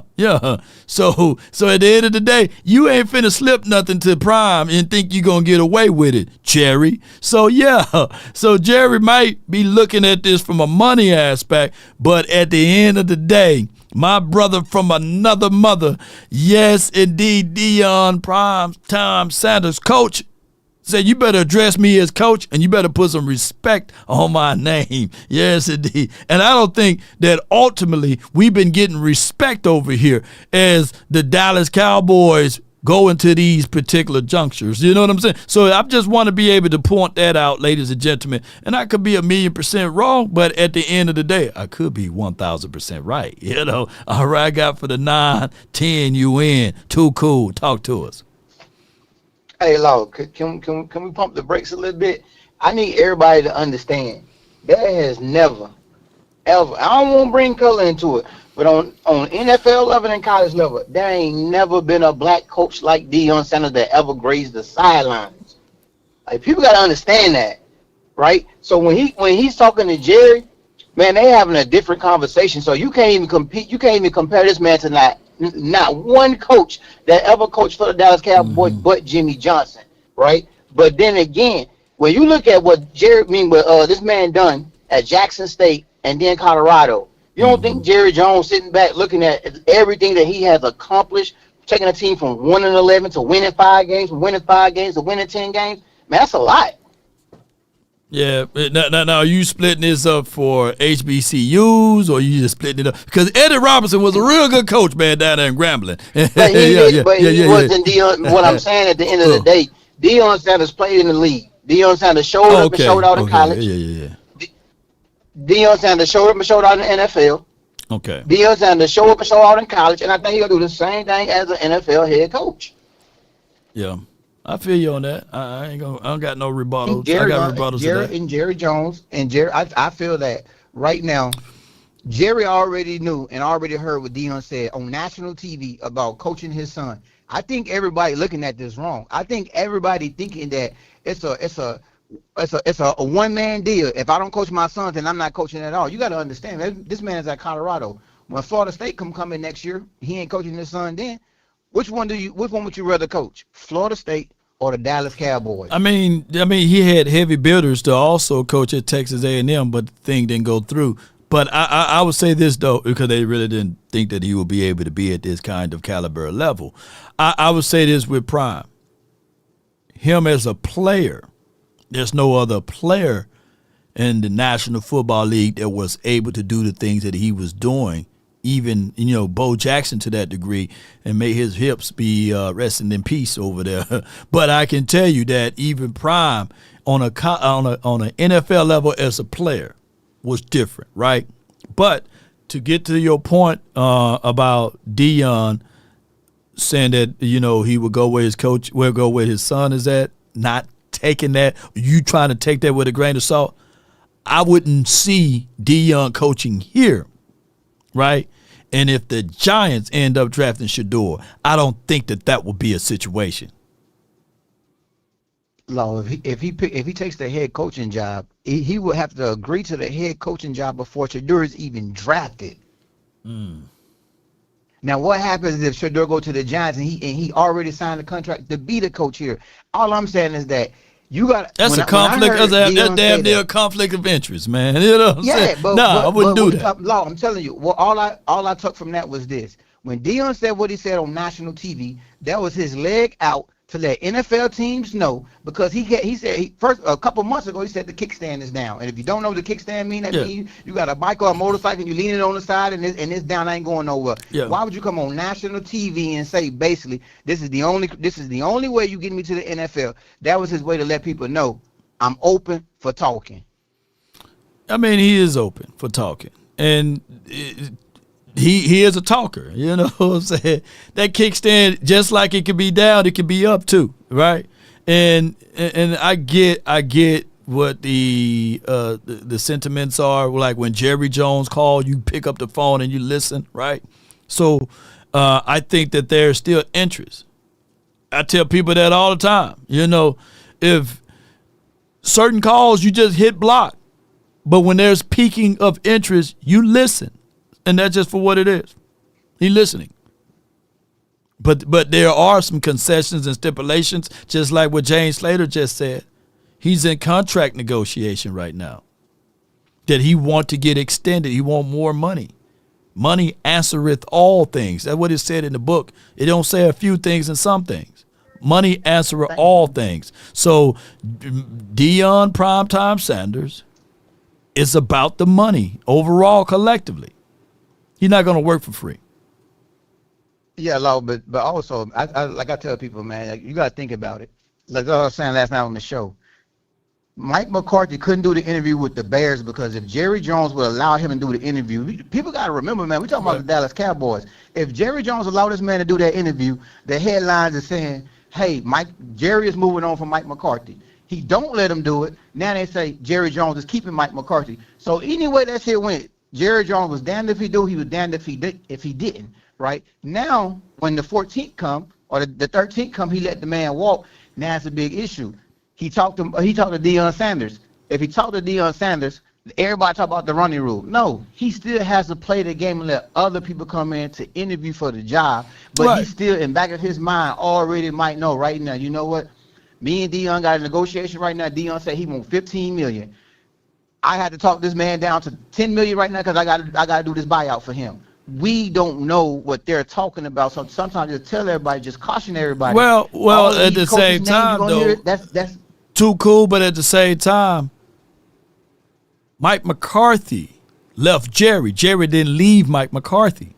That's why he didn't want him ultimately to interview with the Chicago Bears. Remember, they run this like a mom and pop store, so they had to wait till Stephen Jones get into town. They probably had to wait till Charlotte and Jerry Jr. and all of those boys to get into town so that they can sit down and talk about the future, and they can game plan around, hey, we got this deal on the table for you, Mike McCarthy. It's only a $500,000 more with incentives. Would you be willing to take but we can't interview you yet until we get here, all of the family members around, you know what I'm saying, to sit down and talk about this. We don't want to rush this thing. So you're telling me, you telling me the same day they let Mike McCarthy walk, they pick up the phone and call Deion. They really wanted to keep Mike McCarthy, but they knew they really wanted Deion too. It don't make sense. No. James Slater reported that there were always whispers, or Jordan Shorts already reported that they already been talking to Deion last week. But they know they had to keep the options open, and they just treated Mike McCarthy like the sloppy seconds that he is. There were times that even Stephen Jones leaked out before Mike McCarthy was hired here that they thought that the Atlanta Falcons were going to release or cut Dan Quinn. Or do you remember that? That Stephen Jones said ultimately he wanted Dan Quinn over Mike McCarthy, but the Atlanta Falcons kept him. So that's why we was talking like, whoa, wow. So Stephen Jones wanted Mike McCarthy. Stephen Jones didn't want Mike McCarthy. Jerry wanted Mike because he agreed to keep Kellen to continue to coach here. But Stephen Jones wanted Dan Quinn. So the problem is you can't have two masters running the ship, right? There could be a situation and scenario that Stephen Jones could still be like, hey, I don't want Deion Sanders the first time he was here in 95. I for dog sure don't want to pay him now to come in as a coach. You haven't heard not one word of Stephen Jones talking about wanting Deion here. Maybe Daddy told him to get in the corner and sit down. get your butt in that corner and sit down. So let me get this. So there's always going to be drama for your mama when you're running the organization like this, right? Look, Stephen Jones didn't want no parts of Trey Lance. Jerry Jones wanted.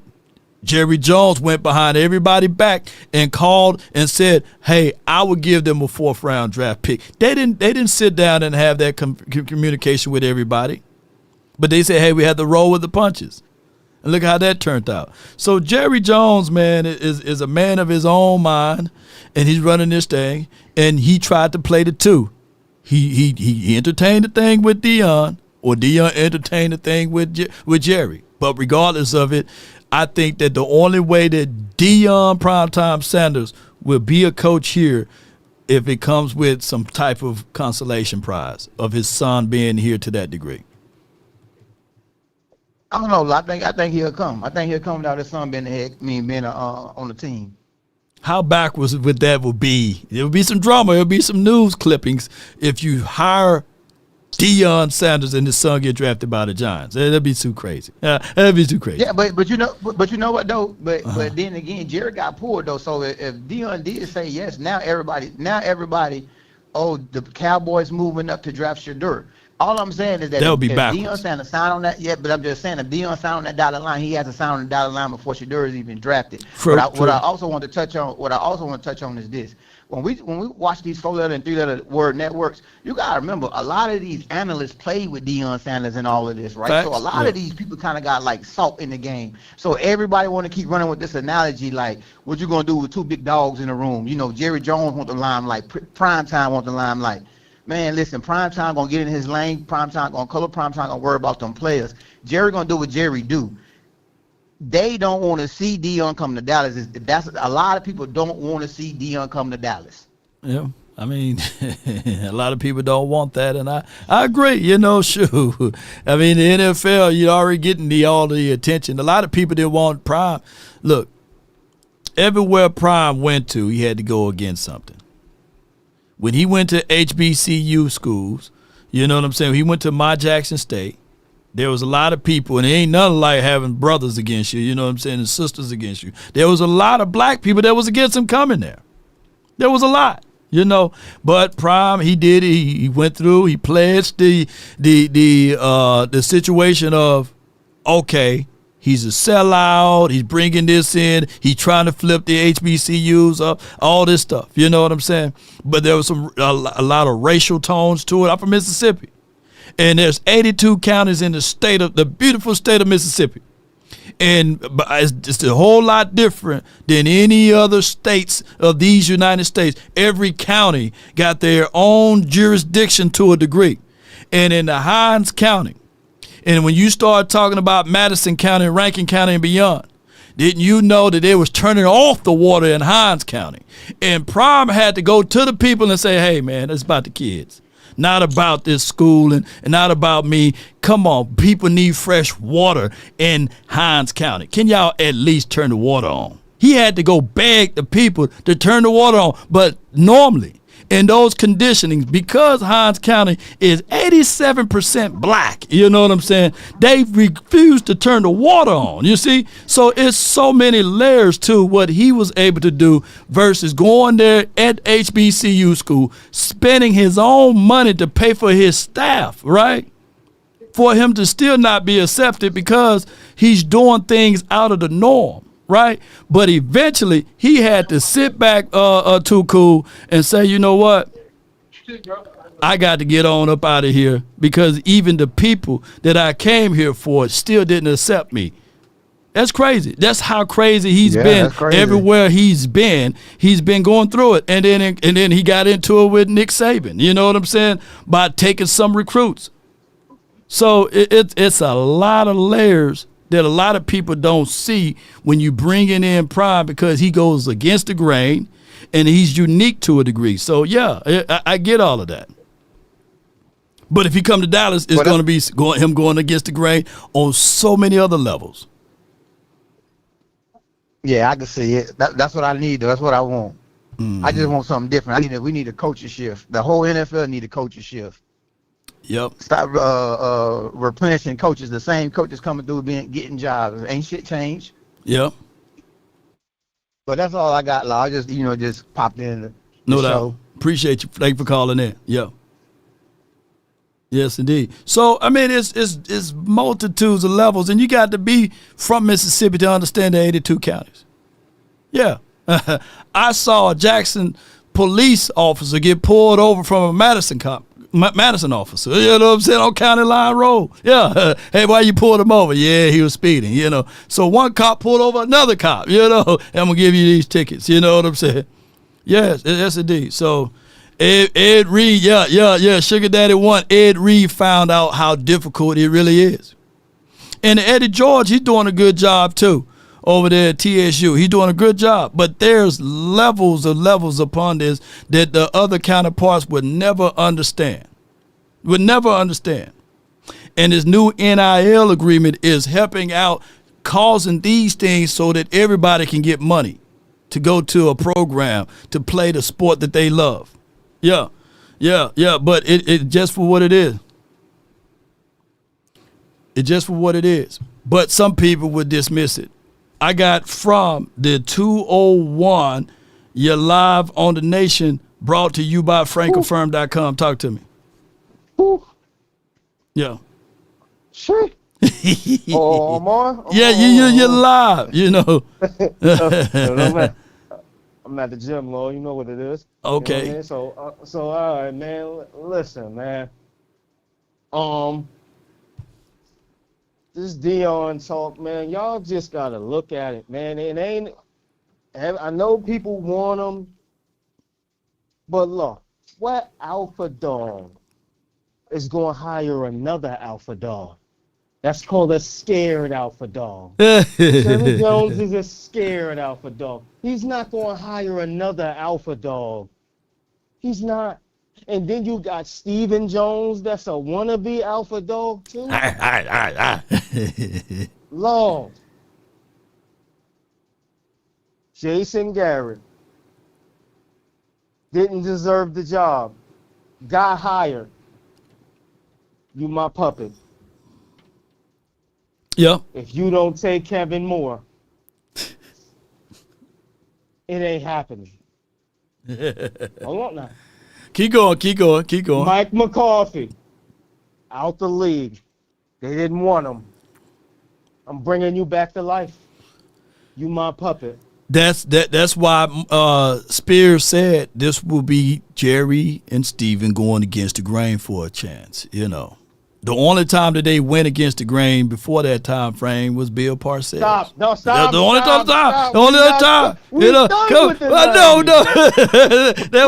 No, we can't. That was operating in 2000s. Yeah, we done with the 2000s, man. We done. I don't want you to talk about it. We're not mentioning that no more. It's over. I don't want to hear it no more. but at some point, what would be intriguing? What would be intriguing? All right, so let's walk it back just a little bit. Then the reason why they brought in Parcells is because the all-time interest was at an all-time low with this particular team. They couldn't get the investments. They couldn't get the investments. For what? For what? For what? That $3.5 billion playpen. Right. So at the end of the day, there's no way you can drive up interest back if you sign a Kellen Moore. There's just no way. How can you sell Kellen Moore? How can you sell even the guy Robert Salah as being your head coach here when he's 20-36? How can you sell that to the fan base? How can you do those things? Jerry Jones can spend anything. Hey, he didn't spend last year. Did he spend last year? Hold on, 100 grand. Did he spend last year? Because I was in Oxnard. There were three people. in Oxnard. He couldn't spend it, and we still had to pay $25 to park. You know what I'm saying? So how can he kept on with that? I'm going all in. He kept on. He ran on that, and then come on, man. He kept on with that going. Listen. Jerry Jones ain't trying to win. He don't want to bring a coach in here to win because he ain't trying to win. Mike McCarthy, do you want to take my son, Jason Witten? Nah, dog, nah. We got a difference of opinion. So if he hired Deion, right. You want to take my son, Jason Witten? So is that Deion coming in here and being on 1 and 2 and standing his ground and telling Jerry what he wants to do? Or is that Deion Sanders being a puppet? No, there's no way. Prime, because then he can sympathize. If concessions, that's how concessions work. Even God Almighty said, "Have you considered my servant Job?" When Satan was looking to seek who he can devour. So I can say this right now, 100 grand. Yeah. I would consider your son Jason Witten or Kellen Moore if you consider my son Shador. Lord. Listen, Lord. I'm gonna tell you why that's not gonna happen. Why? Our picks are like diamonds. You know this. They're not going to give up this year's first, next year's first, the year after that first. For sure. No. Come on now. Value and worth. That's not happening. Nah. If Shador won the Heisman, then that would have been able to say those type of things. But come on, man, Shador's good. I like him, but he ain't that. Come on, Cowboys, please. I don't think that they'll do that. On top of that, not only are you going to do that, then what picks are you going to use to help this team? Because you just took a pick for a quarterback that's not going to play. So Cowboys Nation, you going to be happy because you got Prime, but they ain't do nothing to help this team? Man, stop it. And then that'll be the right fall. And then that'll be the right fall. Man, why this team ain't winning? Because Deion ain't got his players because they took the picks to get somebody that's sitting on the bench and holding the clipboard. So that would be Jones's doing. He only did that for clicks and views. And come on, man. And then y'all come on, man. Just know I'm right with this, man. Hey, all I can say is we shall soon see. And I can't wait. We got 99 days and 6 hours before draft kickoff. And there could be a lot of things that could happen here. Look. I'm old enough to remember Pat Mahomes dropping out of the draft into the second or the 12th or the 13th pick, whatever. The Chiefs had to trade up to go get him. I'm old enough to remember Lamar Jackson. Come on with it. What are you trying to say? What are you trying to say? Stop it. Break it down. Was those quarterbacks number one picks perceived as #1 picks. If everybody knew Mahomes was that guy before the draft, he wouldn't have failed. Come on, let's be real. Nah, man, they had Deshaun Watson, Mitch Trubisky, Mitch Trubisky. They had Mitch Trubisky up there. Thank you. But what I'm saying, the draft is a crap shot. The draft is a crap shot. The draft. Look, the Giants need a quarterback. Right. These other dudes need quarterbacks, and you know quarterbacks go first. So stop it, Lord. I'm not gonna let you do that. No, you got to let me. You got to let me do. No, don't cut my knees off because at the end of the day, Aaron Rodgers dropped it. Stop. Cut it out, Lord.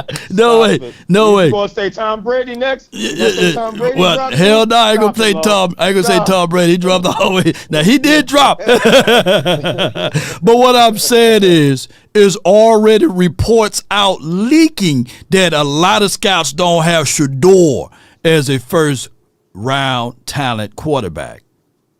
Hey, right or wrong. Law. You know the term of a water carrier? Because they want to move him out the spot because they want to put other guys there. Law, do you really think he's going to be out the first round? Come on, That's Law. Jerry. That's Jerry Jones there. That's Jerry Jones leaking it. Thank you. Come on. Jerry Jones leaking. Jerry Jones is leaking that. Jerry Jones leaking that, dude. Tom Brady coaches this man. Do you think the Raiders ain't gonna get this man? Come on, Law. Let's be real. Stop looking at what's leaked out and let's look at the truth that's showing you right now. Well, let me just say this though. Wait a minute. You know Trey Lance and Pat Mahomes used the same quarterback trainer. I don't see the That ain't the same. Don't stop. Jeff Christensen. That ain't the same, bro. That ain't the same. I'm cutting your knees off, bro. No. That's not the same. You got the owner of the Raiders, got the ability to pick who they're going to draft, and you're going to talk about the coaching. Law, stop. Stop it, Law. Let me look at this mock draft right quick. Let me look at this mock draft. Hold on. They got, for example, they got Shador going to Tennessee. They got Cam Ward, may he rest in peace, going to the Browns. They got Travis Hunter going to the Giants. They got Abdul Carter going to the Patriots. Mason Graham, and then they got who going to the Browns? Who? Who you said they got going to the Browns? Cam Ward, who, in my opinion, is a better thrower and a better passer of the ball than Shador. I'm gonna be honest with you this right now, Law. They reworked this man's contract, so I can see that happening. You didn't get the news. You didn't get the news. He about to be out the door. No. You didn't get the news on Deshaun Watson. You didn't get the news, huh? They reworked his contract because he tore his ACL again. No. He got his ruptured Achilles, so he can't massage that out. You can't massage that out, so yeah. That's why they reworked his contract. So that's why he ain't gonna be no good. He ain't gonna be good until 2027. That's what I'm saying. So you gonna draft Cam Ward? They're gonna get him. They're gonna get him. Yeah. They're gonna get Cam Ward. Because they're gonna cut Jameis Winston. He out of here. Yeah, he out of there. Yeah. Well, what I'm getting at, bro, is that the NFL is a strange lady. I know for sure that who's the quarterback for the Titans, man? Who's the quarterback there? I have no clue. I don't follow the time. Well, we'll see though. We will see who's gonna be the first. We've seen crazy things. Shador going there. I could see Shador going there with Tony Pollard and them boys. That might be something over there with Tony and them boys. So, hey. But in closing, bro. In closing. So here's another thing. Will Levis is there now, so they're gonna have to get rid of Will Levis. Will Levis is. Go ahead. If Mike McCarthy goes to the Bears and have the same success, let's say they don't even make it to the playoffs, but they have a winning record. But let's say they do make it to the playoffs. When y'all going to say, okay, it's the Joneses and not the players and not the quarterback? Because that'll be two recent head coaches. I mean, not head coaches, but coaches that the Cowboys had that done run off and took two teams to the playoffs or had double-digit winning seasons. What y'all going to say then? Is y'all going to say it's the Joneses? No. Y'all going to say it's Dak Prescott. Y'all going to say it's the players. When y'all going to wake up out that coma y'all in? But let me counter just before I let Ben too on. If Mike McCarthy go there and fail, then what will be the talk? If Mike McCarthy go there and fail, then you could say, okay, it was Mike McCarthy's schemes, but you still ain't letting the Joneses off the hook, though.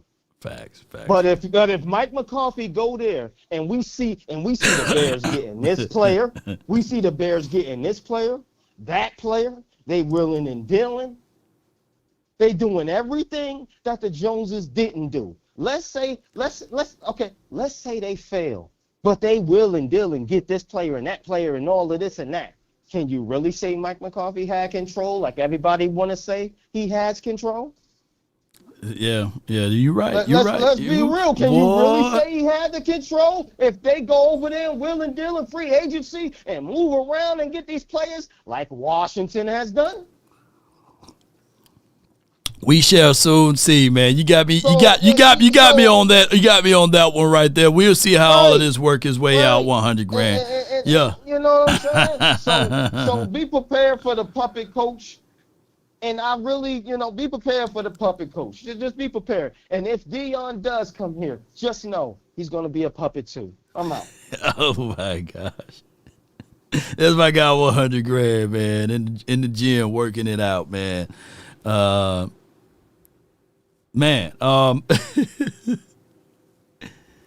will say this though. We've seen crazier things happen in the National Football League. For every Josh Allen, there's a Josh Rosen. For every, I guess we can talk about Jared Goff. There is a coach named Jeff Fisher, right? That couldn't get Goff going, right? So it's always depending on what team you go to. And to me, how y'all feel about Will Levis? Is it time to move on for him? He's still in his rookie's contract. Man got a cannon for an arm. You can argue and say that offensive line wasn't there. The same numbers that Tony Pollard got for this season is the same number Rico got, And we've been talking about Rico being this insurgent type of running, but, they got the same numbers. But at the end of the day, you can't go back and draft a Shador and Will Levis. You're going to have to get rid of Will Levis. You can't have both of those guys, in my opinion, But I got my guy, Brick, man, from the 601. He can speak on the 82 counties that's in the beloved state of Mississippi. Come on, in the great divide that we got there. Come on with it. The SIP, baby. The SIP. Yeah. Yes, sir. What it do, Long? Hey, what's up, bro? Man, you know I was grinning over here when you were talking about those 82 counties, man. Yeah. I'm right down the street, and hey, you were spitting facts about that, man. And the water situation was crazy. Mm-hmm. But bruh, I went on and did it, man. I've taken the plunge. I started my YouTube channel. Okay. And this was the first subject I was talking on, man. And I've got a theory about all of this. It's crazy. Right. But I got a theory. And, they say that history may not necessarily repeat, but it does rhyme. Right. What happened to the Cowboys when Prime Time met up with them? He was playing on a different team. They kicked us to sleep. Yeah. Jerry Jones went and got that key piece that was part of that dredging and brought it here. Yeah. That was Prime. He went and got Prime to help save this team. Right. He might be going to get Prime to save this team again. You got to think about it, man. Jerry, the type person that Jerry is a very, very prideful man. I've said this before on your channel. I believe I brought this up. Jerry feels like, okay, I built this legacy. And he said, I bought this team so that I can work with my children. Oh, yeah. Now, to this point, I've never heard Jerry Jones say that. Have you? I haven't. Yeah, I haven't heard him say it in that tone and in that factor. Yeah, yeah, and on top of that, in that way. So didn't he say that during the time or right after the time is now reported that he had started talking to Coach Prime? Yeah. And I'm following the timeline. Yeah, he said that around that juncture there. Yeah. Okay. Go ahead. Mm-hmm. I wasn't sure, so that's why I wanted to verify. So that fits then. It sounds like some of that came about as, we have thoughts in our minds, but we don't necessarily speak it. But he spoke this probably after he had this conversation with Coach Prime, who himself has just said that he wasn't going to do this unless he can do it with his children, with his boys. Okay. Fast forward. So I'm just counting.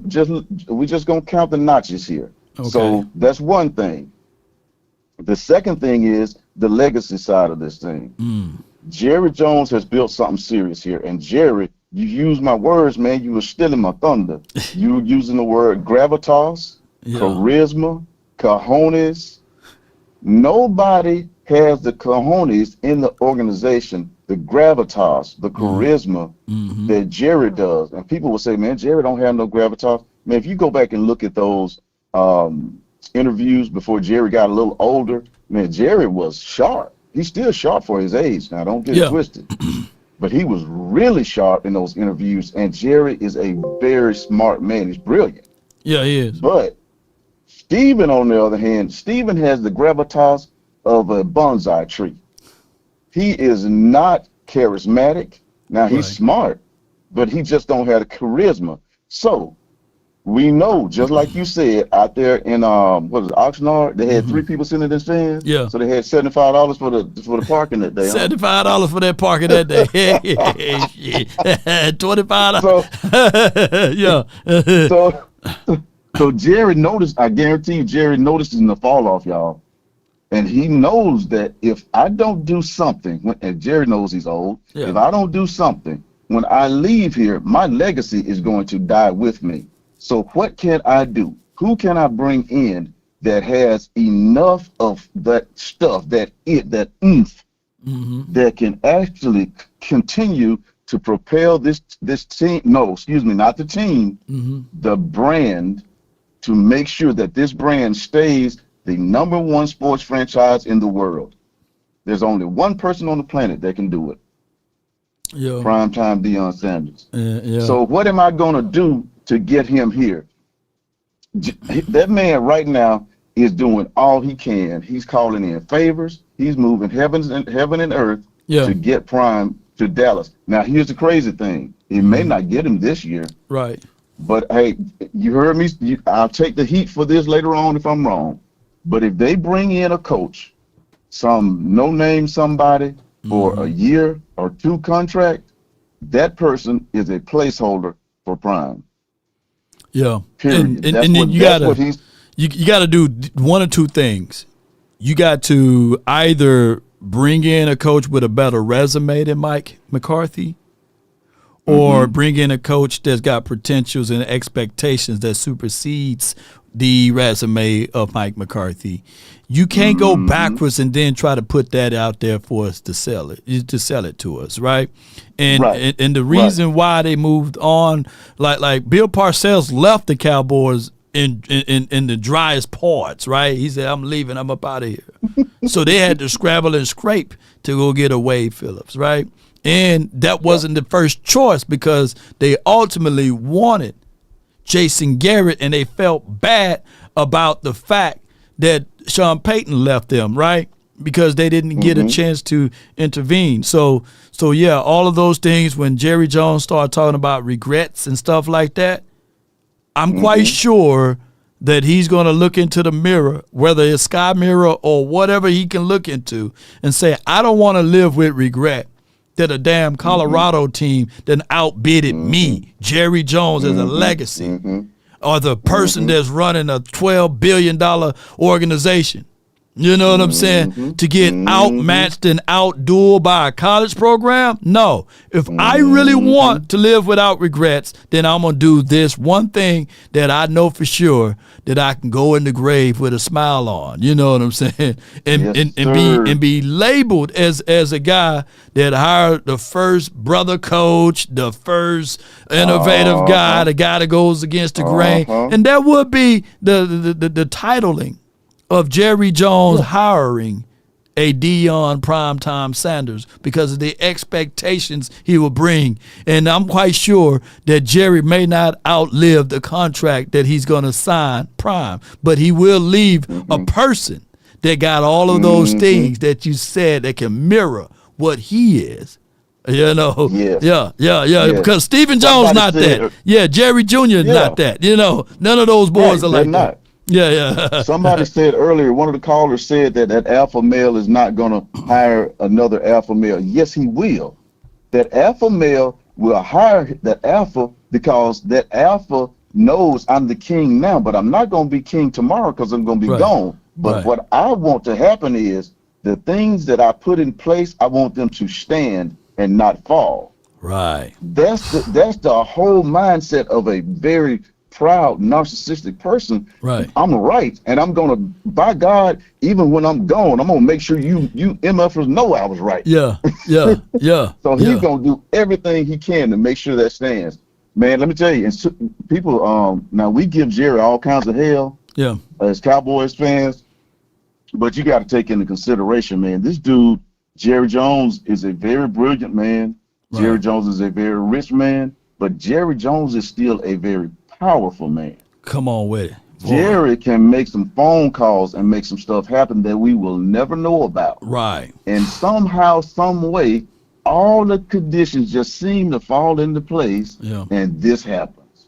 That's what happens with big money, man. You know, Law. When big money talks, stuff happens. I don't care what the rules say. The rules be going out the door. When that big money talks, it's like, you know what? We're going to make this happen for old boy because I owe him. And I don't like to owe anybody. That's some favors he's probably calling in right now. Something's going to happen for Coach Prime to end up in Dallas. It might not be this year. I don't look for it to happen right now. I really don't. Because of the timing. Here's the crazy thing. Because of the timing. And Jerry Jones might have did that on purpose, man. Don't put it past him. I ain't putting nothing past him, man. Every move he makes is calculated. Every move.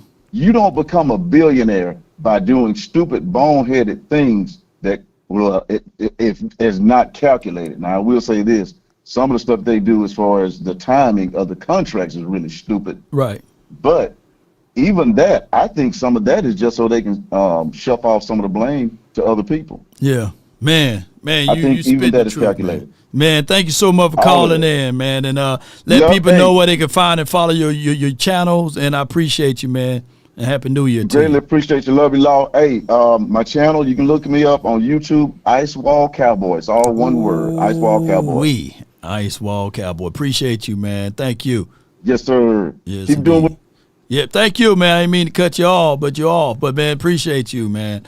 It is what it is, y'all. You know, when you talk about a narcissist, you talking about a person that want to be in control of most of the things and want people to bow down to their, like hey, you're my subject. You know, is equivalent to Nimrod. He wanted people to worship him even when he's gone.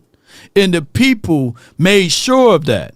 So that's why they chopped down the evergreen trees and put ornaments and put all type of rubies and golds on it and blessings to Nimrod. To this day, people still in their houses got Christmas trees. It come from the Nimrod era because they wanted to make sure that through every season that I'm going to have a forever green life and the ability to support their ruler. The person that's over everything. Oops, I'm talking too much. I'm out spitting my wisdom teeth here. Because at the end of the day, Jerry Jones have the Nimrod mindset.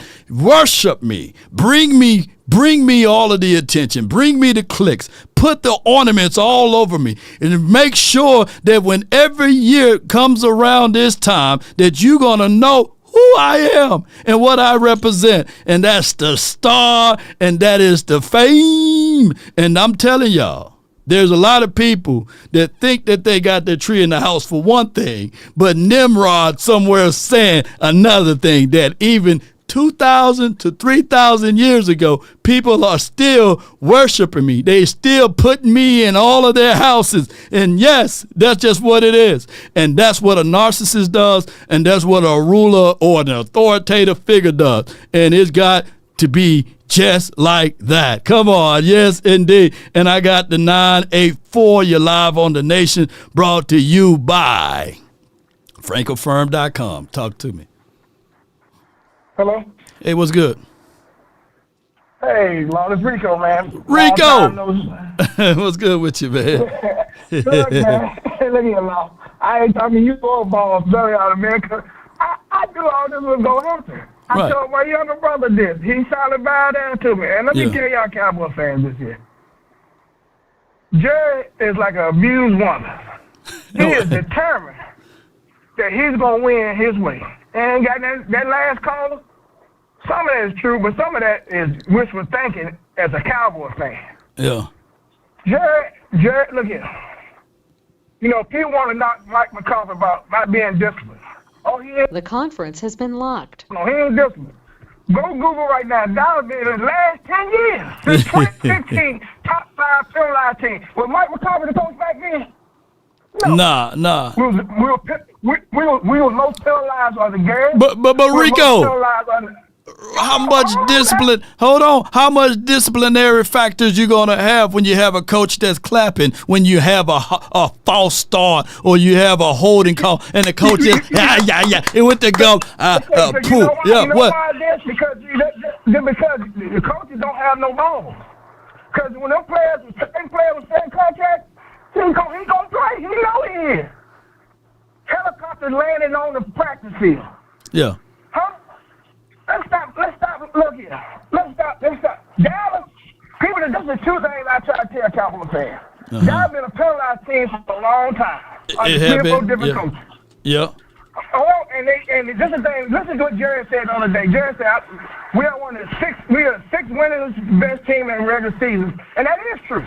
You go Google, Dallas, I think, is in the top 10 in most regular season wins in the last 10, 15 years. And when you Google them teams that in the top 10, all of them been to the Super Bowl. Now, all of them didn't win it, but all of them did except Dallas. Now, you trying to tell me we that bad? We that bad? Look, we got that much bad luck? No. It starts with Jerry. It does. It starts with Jerry. But at the end of the day, bro, and I get what you're saying, your audio is a little muffled here. But Rico, I'm gonna have to let you go. But hey, it is what it is. At some point, you got to have somebody to have to. Go ahead. Let me say this one thing. The problem is we need to do what I do. I hate to say this, but Cowboy, shut up, don't say nothing, don't talk about them, leave them alone, and watch for something change. As long as we keep feeding it, we're going to keep getting the same message. As my dad used to say, if you like it, I love it. No doubt, man. Appreciate you, Rico. Thank you, man, for calling in. There's Rico, not Dotto, but there's Rico. And I appreciate him for calling in. But here's my thoughts. Discipline or not, Jerry Jones is not out there when false starts happen. Jerry Jones is not out there when you have illegal motion. Jerry Jones is not out there. There are some things as a coach that you should have the ability to still establish some levels of, hey, there's no Jerry Jones when it's dealing with clock management, by the way. Look, discipline is also the things that you don't see as it relates to blown out plays. When you're supposed to have foresight, you're supposed to come down and field, and you refuse to do that. Jerry Jones is not out there doing that. And Jerry Jones do get some of the blame, but he can't get all of the blame. And if discipline have nothing to do when he's talking about stopping and containing and stopping the run, he had nothing to do with that. Nothing to do with that. So at some point, yeah, I get it. We've been the most penalized team. But at the end of the day, some of this stuff is on the coaching. And some of the coaching come from Jerry. But some of these coaches got a brain and got a mind of their own. I don't believe that Jerry Jones said, hey, Mike McCarthy, 3rd and 1. Let's go deep. Let's go for a Hail Mary. You know, I don't believe that even in that Bengals game, we are pretty much on a drive. And Rico is averaging 7.5 yards per run. And the Cowboys, with 5 minutes left on the clock, they can bleed the clock out. Rico just got a first down. I ain't talking about the guy that called in. But then the coaching staff, in return, goes for this right here. This right here, pass. Jerry had nothing to do with that. Jerry had absolutely nothing to do with that.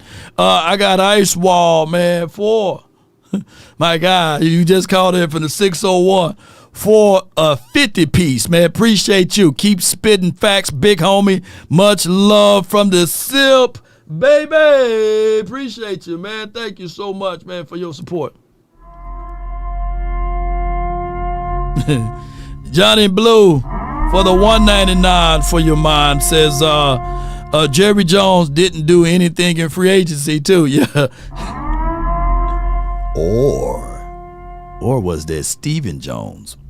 Yeah, you know, there's two ways that we can look at that. No clone Tyrone from the 202. You're live on the Nation, brought to you by FrankelFirm.com. Talk to me, man. What's going on, Lord? Good afternoon to you, bro. Good afternoon to you, fam. All right. I got a couple of things for the show today. I feel like going into the sweepstakes of getting Deion is a big mistake. Why? Because right now what we need a coach. We don't need somebody to come in and be on some, social media, trying to bring players through and all this other crazy stuff. I mean, Deion, he's well respected as a player. Don't get me wrong. Deion is a well respected player in the NFL and a pioneer for DBs all over the world. You know what I mean? Let me ask you this though. And I'm being 1,000 with you. You say that we don't need Deion because you need a real coach. If the Giants right now, and I know that they said they bringing back Brian Daboll, but if the Giants right now with $54 million available in cap spending, if they get the breaking news and if they hire Deion as their head coach right now, how would you feel? I wouldn't feel no way. I feel like the two coaches I would consider trying to get and would change the culture here and would help us get to a Super Bowl is Pete Carroll or Mike Tomlin. And these are two proven coaches that actually went to a Super Bowl and won. The reason why I say Mike Tomlin is because Mike Tomlin took an injured Ben Roethlisberger to a Super Bowl. He always had a defense. He always had a philosophy of running the ball first. And in my mind, marry that with Zimmer. That's a perfect scenario. How can you sell to this fan base Mike Tomlin, and on top of that, he haven't won a playoff game since 2016.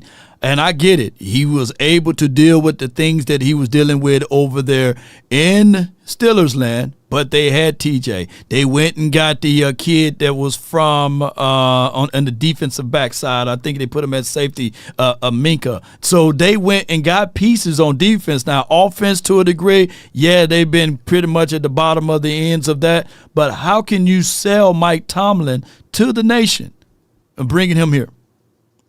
One, I would say his resume as far as being to the playoffs. Now, I'm not saying that he didn't have any losing seasons because all coaches do.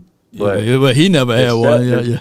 Yeah. Right. We have them often. And you understand what I'm saying? We can blame who we can blame, but the real person we need to blame is Jerry. But to get back on subject, to sell Mike Tomlin, I would say that the if you looked at his YouTube clipping the other day, that man want to coach. What would be the difference between Mike Tomlin and Deion, if that's the case? Because Tomlin's not calling no plays. He's not calling no defense. He's going to be here to be a motivator, innovator, to hold people accountable. What's the difference between the two if that's the point?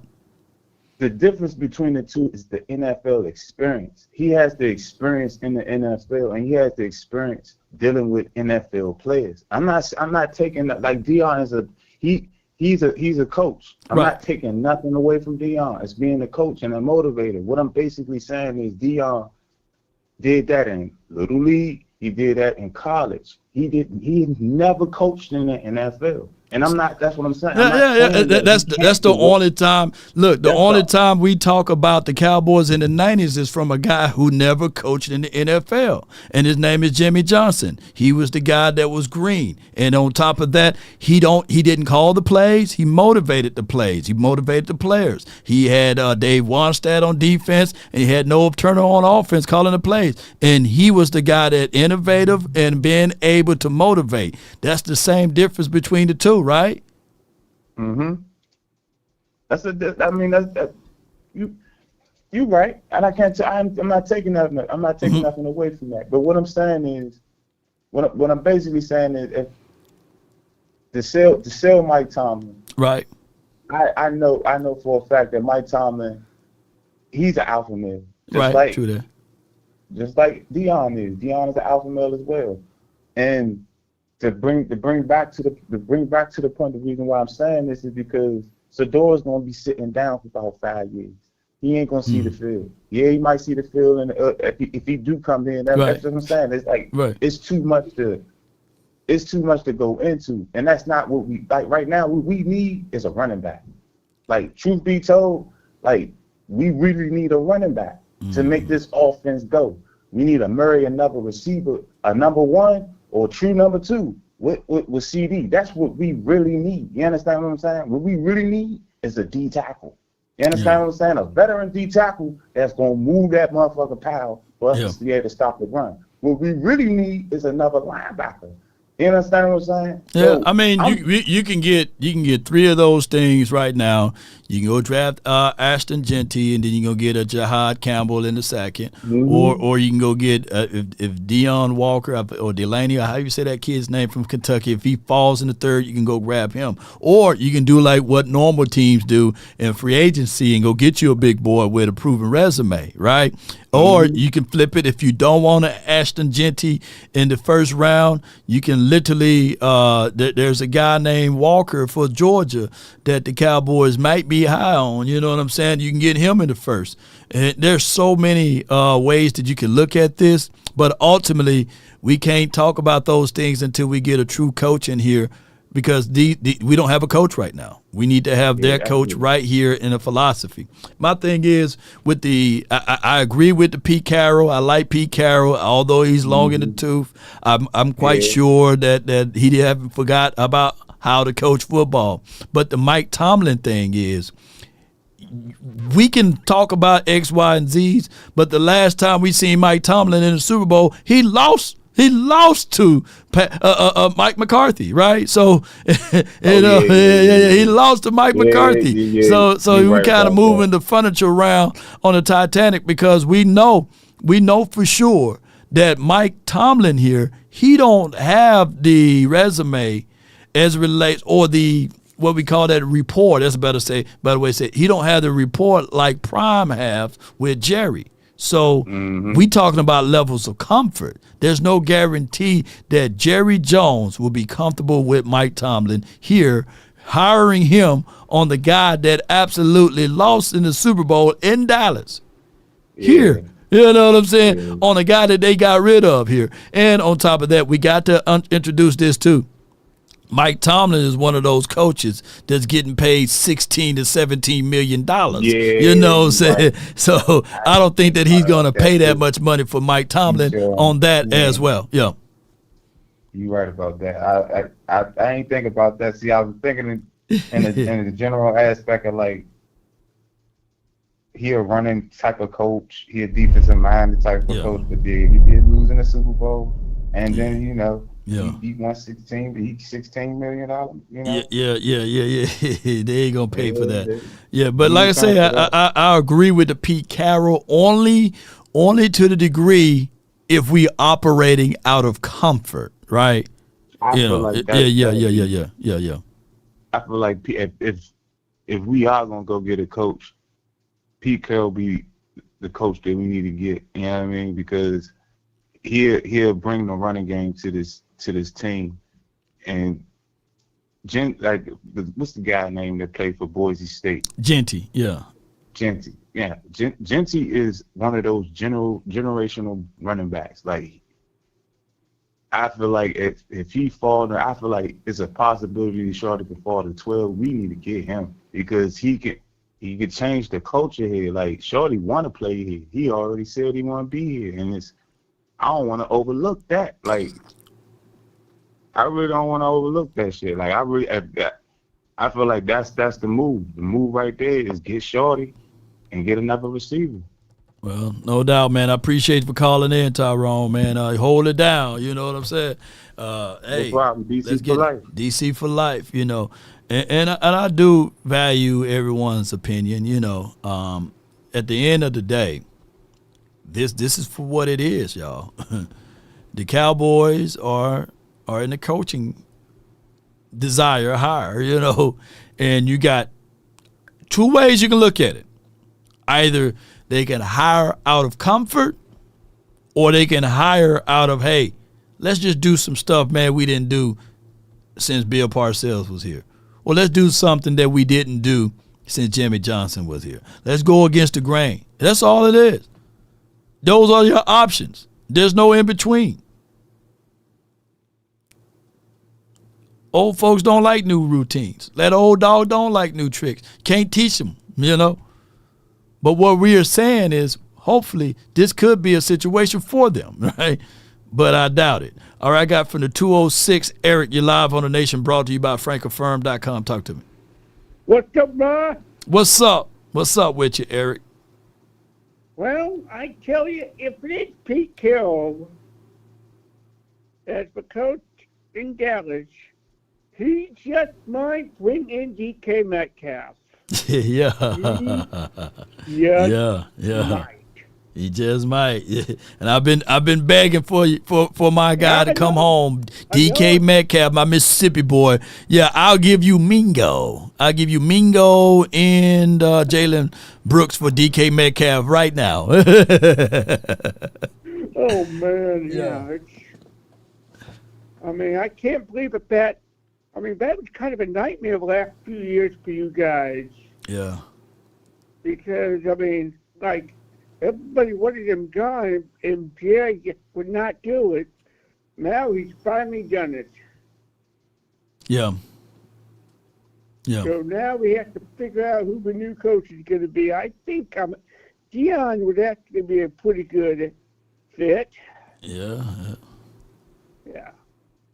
So... yeah, what are you thinking? Who do you think it's going to be, bud? I don't, by the way, I don't think it will be Deion because there's so many stipulations to that. I think that it's going to be out of comfort. I'm looking at Jason Witten. I'm looking at Kellen Moore. I'm looking at more of the same. I'm looking at this guy. I think he's going to pick the comfort, you know, versus going against the grain and picking that guy. Yeah. Robert Salah right now, that's more of a guy that they bringing in so that people can say, hey, man, they looking outside of the box. But I don't think that they're really truthfully wanting Robert Salah to be your head coach here. I just don't see that. Now, they can double back and make him a defensive coordinator. But at some point, there need to be some type of announcement that Al Harris getting the interview for a head coaching job here too. Ooh. You know, just for namesake, they got to do that. Yeah. I mean, yeah, Al Harris, he did pretty good. He would do pretty good too. Yeah. Now is he in Dallas now? Where is he at? He's still in Dallas. He's technically your head coach because he was the assistant coach once, with Mike McCarthy. Since Mike McCarthy is gone, technically he's your head coach. Nice. but I appreciate you for calling in, Eric. Anything else you got for me, man? I got one more thing to say, of course. How about them Cowboys? How about them, baby? That's Eric, man, from the 206, who's a diehard he's a diehard Seattle Seahawks fan and a Law Nation guy. So let me see. Click driving. No. Okay, no other news.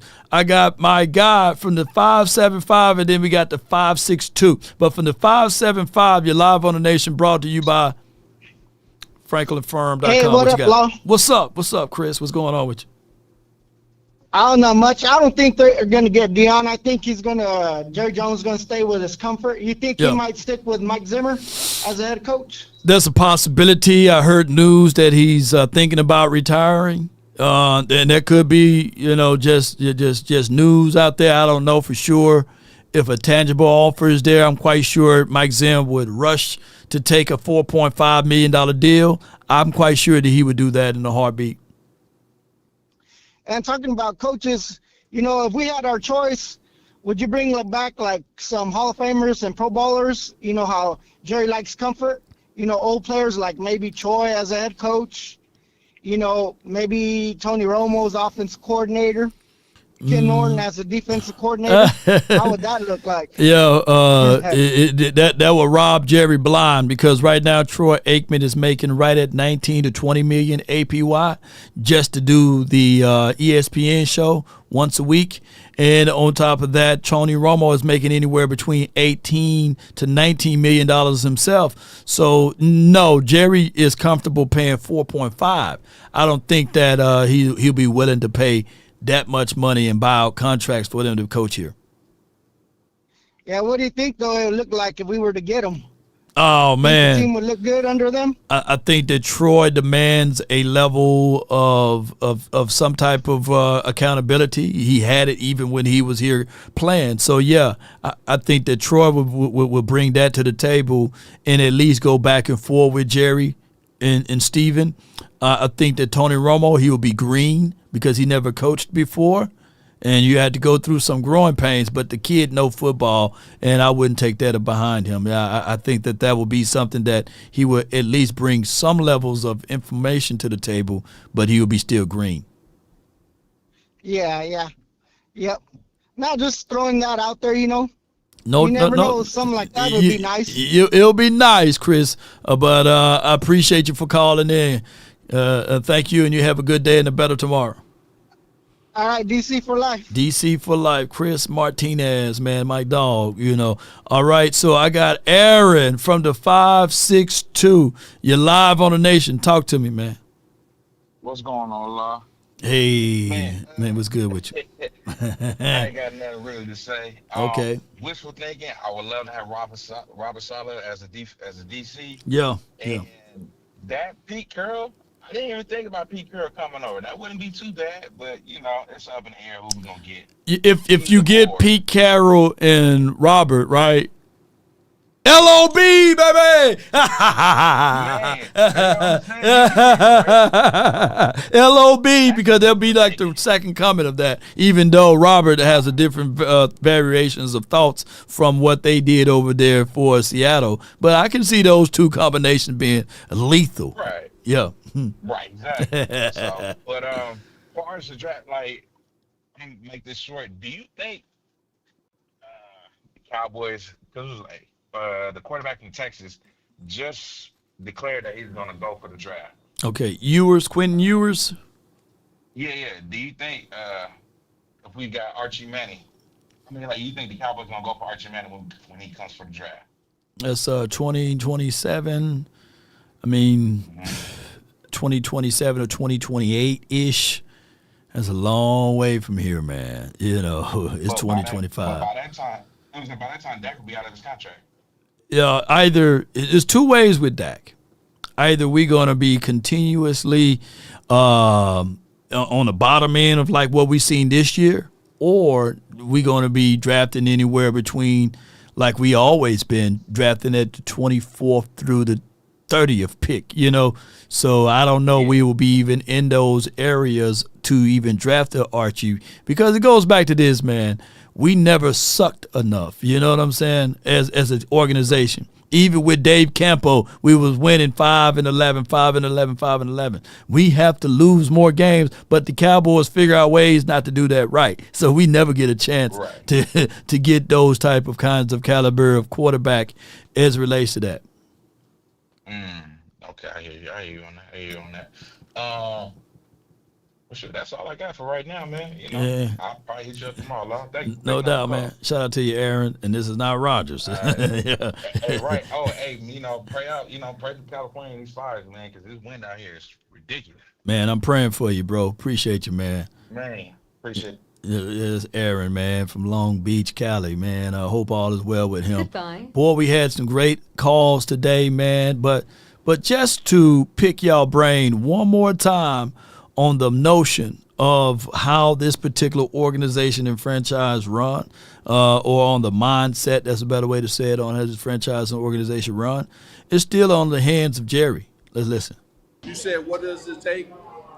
New vision, new owner with a strategy, picking the right people. First, our coach, Coach Quinn, Adam Peters, and then we all step out the way and let them do their job. Talent, culture, and people. There it is. Talent, culture, and people. So that's it. Don't make this about us. Any consideration to finally getting somebody else that title? No, just no. I bought the team. I think the first thing that came out of my mouth. Anybody here was at that press conference? Okay, somebody asked, did you buy this for your kids? And I said, hell no, I bought it for me. And I didn't buy an investment. I bought an occupation. And I bought something that I was going to do. I was 46. I bought something I was going to do for the rest of my life. The facts are that since I have to decide where the money's spent, then you might as well cut all the bullshit out. And that's what we're dealing with, ladies and gentlemen, regardless of it. Yeah. And then later on, he said, hey, I did this for my kids, thinking that I was going to do it for them. I ended up doing it for me, something like that of that nature on the Landman show. And let me know if you guys been watching that show, man, that series there, The Landman. Regardless of it, man, I hope all is well with you guys. I really love all of you all. Love y'all to the moon and back. The Cowboys, even though we have difference of opinions with everything, in reality, we still love this team. Even the people who despise and can't stand some of the players on this team, they still love this team. Trix says for 25 months of celebrating membership. Might lose it if I hear another Deion pitch. Just give us Tony Romo as the head coach. She's Tricks. Shout out to you. Blake Bass, thank you for subscribing. Some people appreciate you for being, I guess, a silver level 1. And Law, how much would you offer Prime? And I think I already gave you that answer there. And I appreciate everybody, man, for tuning in. Cowboy Nation. Good series. Landman is a good show. So if you guys want to fast forward through all of this mess, through this off season, go start binge watching The Landman. You know what I'm saying? And let me know what other series that's out now, man, because X-Men need to have another series on Disney. I don't know what's taking them so long. I done already watched all of the Penguin shows that was on HBO Max. What's a good series for your boy to watch right now, y'all? Law, put the clock up on how long Jerry been screwing the Cowboys, because I got you. And been a long time, man. It's been a long time. 11,000 days, 13 hours so far. That Jerry Jones done screwed the Cowboys. It's been a long time. It's longer than Jay Leno's chin. You know what I'm saying? Bass Reeves, okay. I'm going to take a look at that. Warrior, okay. Y'all seen Daredevil Reborn trailer?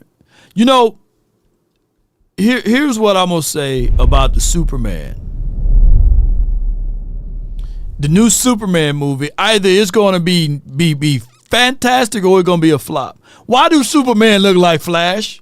That's the thing. Like, why do Superman look like Flash? And Squid Game, the second season, I'm just not. I maybe I have to watch a few episodes. But Squid Game, I can't watch the Squid Game no more. And then, you got little ones, running around. You definitely don't want them to watch that one. Law, check out Warrior and Primeval. This is for my guy Action Power. I want to check out Primeval, All right. But what's going on with Squid Game? Have y'all watched that one? The new Superman is going to throw people off. Yeah. Yeah. It's like that, The Jerry Jones Show on Netflix coming soon. The Nightmare, Creatures, Commodores, okay. Law, watch Blacklist. Blacklist been out for a minute. Yeah, I can go back and watch that one.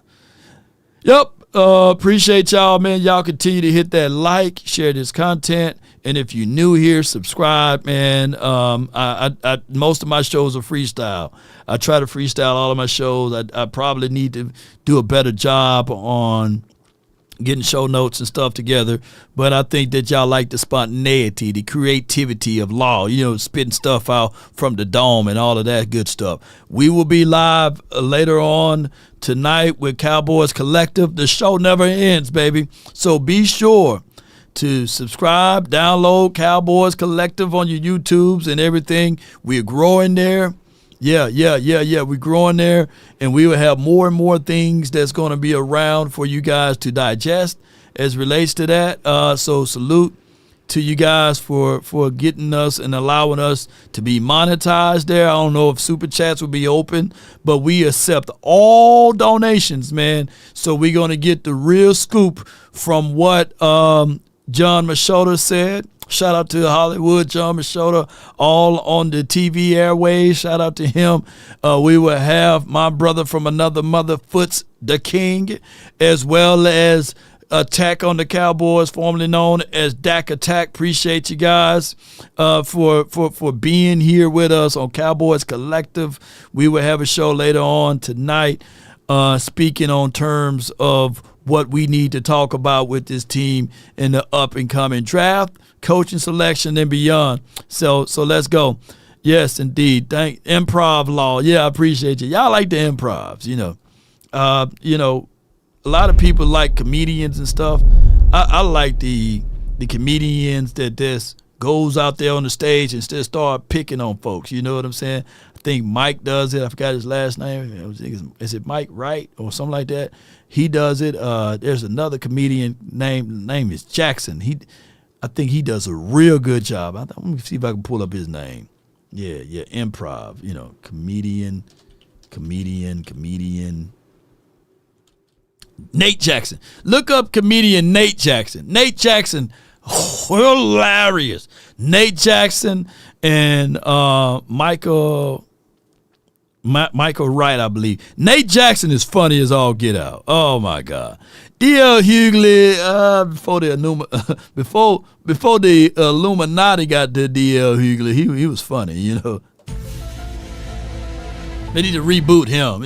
Him and my guy that's a Cowboys fan that's right down the street. What's his name? It's a Marvin Gaye, Little Aaliyah. They clone Tyrone. What's his name? Jamie Foxx. Yeah. Mike Epps still funny. I like him. He's a funny guy. Tex. What's the Snowfall spinoff? What's the Snowfall spinoff, bro? Let me know. What's the Snowfall? Go watch Ozark. Okay. Woo! Thank you, Marcus. 453 viewers, 377 likes. Man, y'all need to help this out, man. You hit the like button on your way out. Cat Williams, he's funny. Kevin Hart, it's hard for me to find a laugh out of his jokes, but you probably had to rewind some of his old specials. He's funny back in the days. Who else funny? Dave Chappelle, he's all right, but, he's more of the serious natures, The funniest guy I've seen is Paul Mooney and them boys, back in the days. But neither here nor there, Cowboy Nation. And my guy Dick Gregory, he was really funny. Yeah, that's my guy right there, Fourth cousin twice removed. Yeah. Cowboy Nation. Ali, I saw how you say that man's name. Ali, he's very funny too. Yeah. Nate Jackson, I'm telling y'all, when he come to Dallas, I'm going to go to one of his concerts. Linville Crawford, he's funny, but I hate when he laugh, you know. And salute to my homie Bubba Dub, you know, he's funny as too. Trash, you know. Come here. Trash. I like comedians. And Country Wayne, help is on the way. You know, I like all of the comedians. Bernie Mac, Mike Rife is his name. Mike Rife, I like him. Yeah. He like the old ladies. He always mess around with them old ladies that's in the chat. Not in the chat, but in the concert. I like that. Funny. I call him Mike Wright earlier. Riff is his name. Willie Beeman.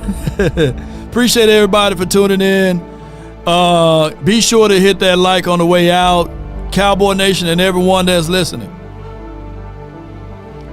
When the end comes for all of us, hopefully it will find us sliding down a new mountain.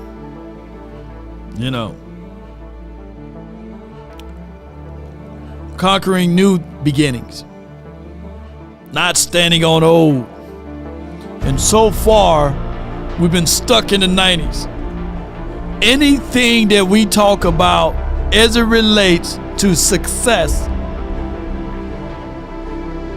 been in the 90s. And we done with the 90s, as my guy 100 Grand said, you know. So we need to figure out ways to reclaim our fame. We need to figure out ways to. And it starts now. Who will be the coach? Verily, verily, I say unto you all, whatever trending topics we can find, let it be. So that when Jerry and Steven do the trend alert, they'll say, hey, Robert Salah as the head coach may not be a good idea, but Robert Salah as the defensive coordinator would be a great one, right? And then we have the Lebanese connections out here. Shout out to all of the Lebanon and the Lebanese people. Or in the event to wash away all of this primetime talk, let's go get Joe Brady. Maybe he can do something for us. Let's go find somebody that can elevate this team. I don't know who it may be, but if they can be hands off a little bit, there'll be a plus for us. Yeah, nobody said Cat Williams. Cat Williams the truth.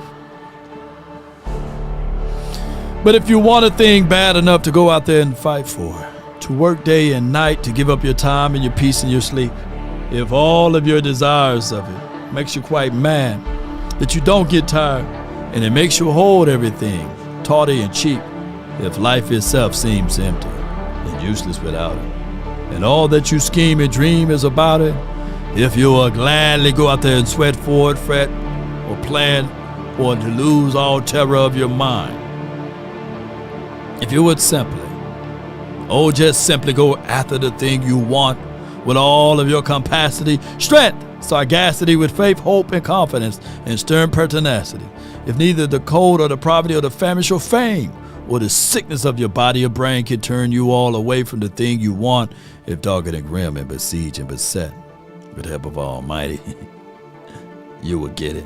Somebody said, bring in Michael Irvin as the head coach. Let me crack your cranium and fertilize your brain.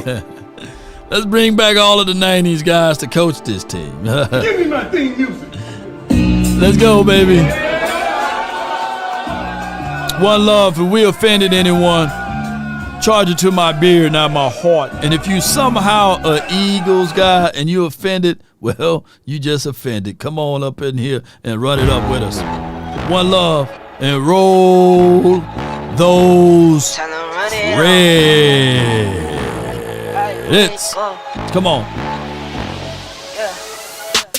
I wake up, flex, thumb down that check, no drip this, wet. Tell him run it up, no sleep, no rest, might crash, might wreck, but first I stretch, tell him run it up, I wake up, flex, thumb down that check, no drip this, wet. Tell him run it up, no sleep, no rest, might crash, might wreck, but first I stretch, tell him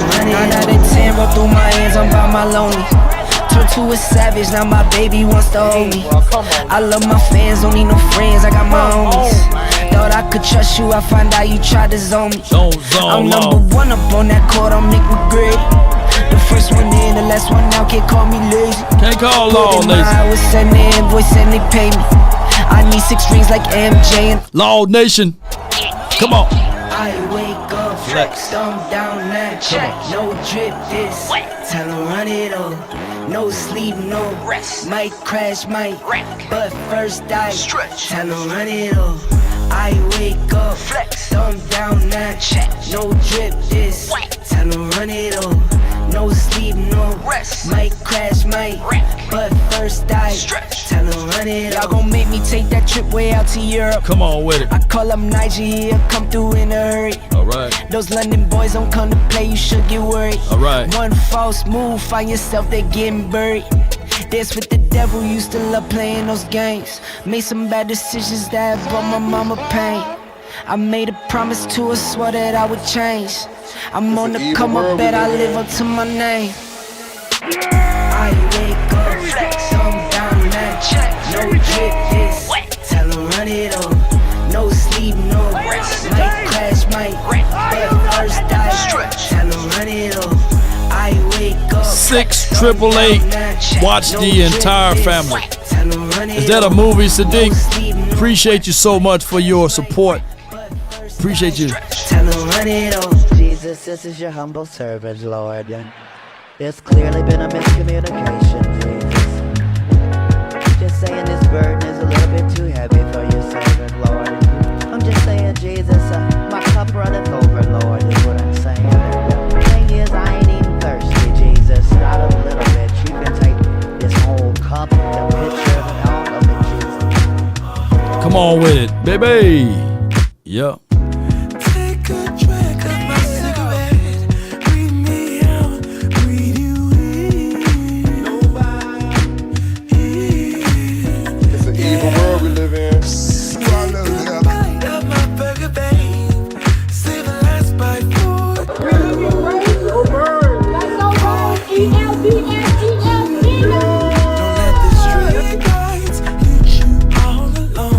Don't let them hit you.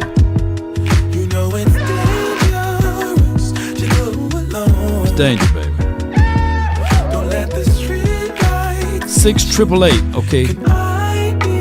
Throw some westerns in there. What's a good western movie? Whatever you do. The Beekeeper was really good, by the way.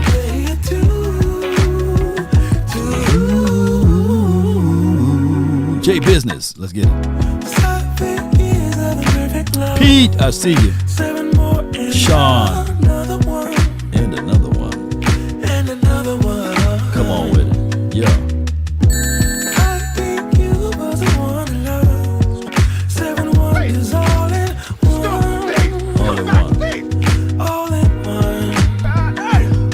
Don't let the street lights hit you. Phone lines are closed. But call back tomorrow, Sean. I wish I can do all day, but I can't. But we got this.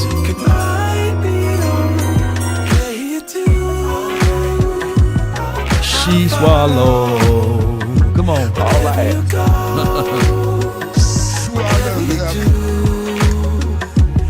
Layer 2.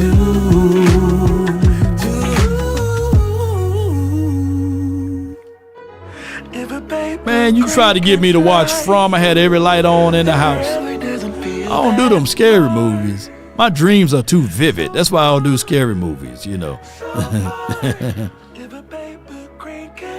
Yeah, let's go. Well, them scary movies, man, they be getting to me, man, you know. Them scary movies be real, man. I'm telling y'all. They had my light bill up $200. $300 light bill. Watching them scary movies. It's an evil world we live in. But right now, From is not the scary movie. Okay, I thought I saw one of them, man. Riggs! I mean, I didn't watch it if it wasn't scary then. I watched one of them scary movies, man. Portuguese and all of this stuff, man. The movies be real, man. You know, Pet Cemetery. I grew up in an area just like Pet Cemetery. Me and my brother twin, we buried all our dogs in the backyard. Boy, shoot, we looked at Pet Cemetery and our actual backyard a whole differently. Y'all killing me with this.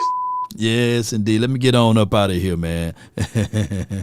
Law, you a Lifetime channel dude. Yeah, but see, this is why I don't like Lifetime. I watch Lifetime and I say, you know what?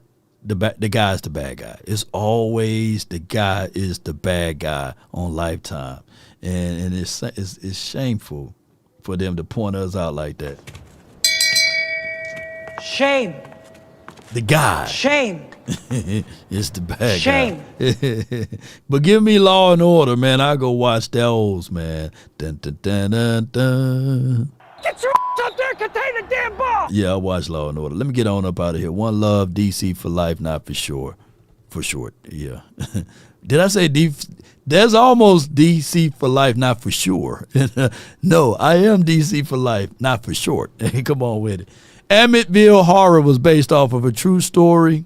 Skeleton Key was based off of Louisiana, and I'm like, I grew up right next to Louisiana. No way.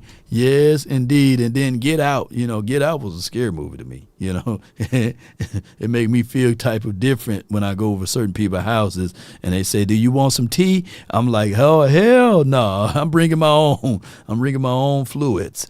Let me get on up out of here.